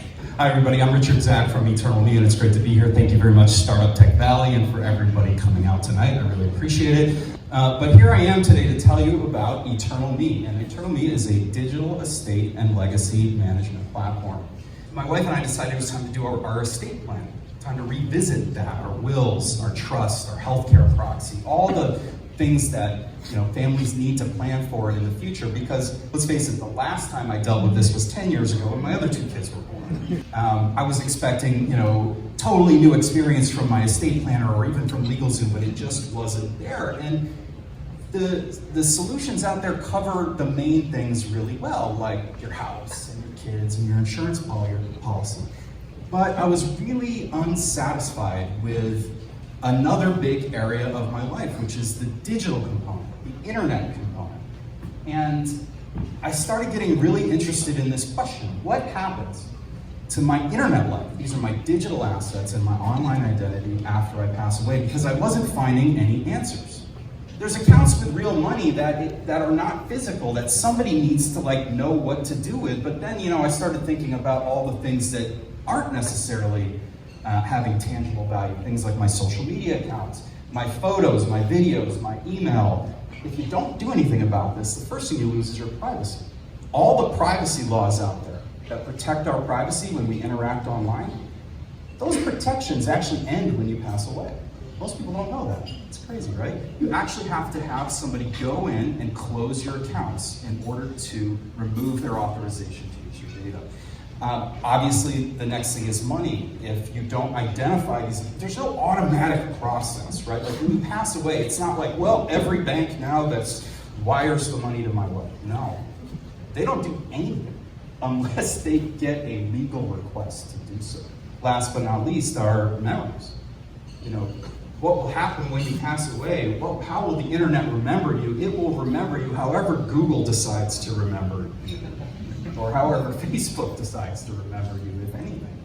Well, we're very pleased to be launching with a Chicago-based law firm, Crane Law Group, next month. So when you log in to Crane Law Group's website, you will experience a secure platform that provides all the different digital estate planning software that we built and all the different features. It's fully supported by my company and myself, and it's very cost effective. It's easy to get set up. This is a no-code solution, and you and your firm can launch this product in days. My name is Tony Shadrawi. I grew up in the Albany area, went to school just up the hill, and I came to a lot of these events over the years. I always dreamed of being on the stage. One thing I never dreamed of is graduating college and having one of my first jobs be in enterprise software sales with a language learning company. How many people here know us, Albany Can Code, have heard of us? I had hired somebody who never went to college, who worked in a kitchen in Albany, and he taught himself Ruby on Rails. He had a friend who was a developer, and he enjoyed their conversations. And he thought, you know what, I haven't been to college, but I really think this could be interesting. And he started to teach himself. We were hiring Ruby on Rails developers. At the time, he taught himself Ruby, he came to work for us. Some of you may know Susan Lundberg. She came to me, she said, you've been talking a lot about alternative talent. Well, now I have an opportunity for you to hire somebody. What we do is essentially workforce development training programs. You can think of us kind of like a boot camp, but I would actually not. Because what we do is we find the most disconnected, marginalized individuals in our communities, and we help support them, and we believe in them. We believe actually they can do this work too. And that's one of the innovations, is that actually believing most people can do these high-paying tech sector jobs. So we started tracking our data in 2009. We wanted to understand what is the impact of the work that we are doing in a person's life. And quite frankly, what is the economic impact in a person's life? Before taking CanCo classes, 21% of trainees made a living wage. This includes many college graduates. Now, at least 38% of IT trainees make a living wage. Anybody that knows and works with data, you understand there's a lot of nuances.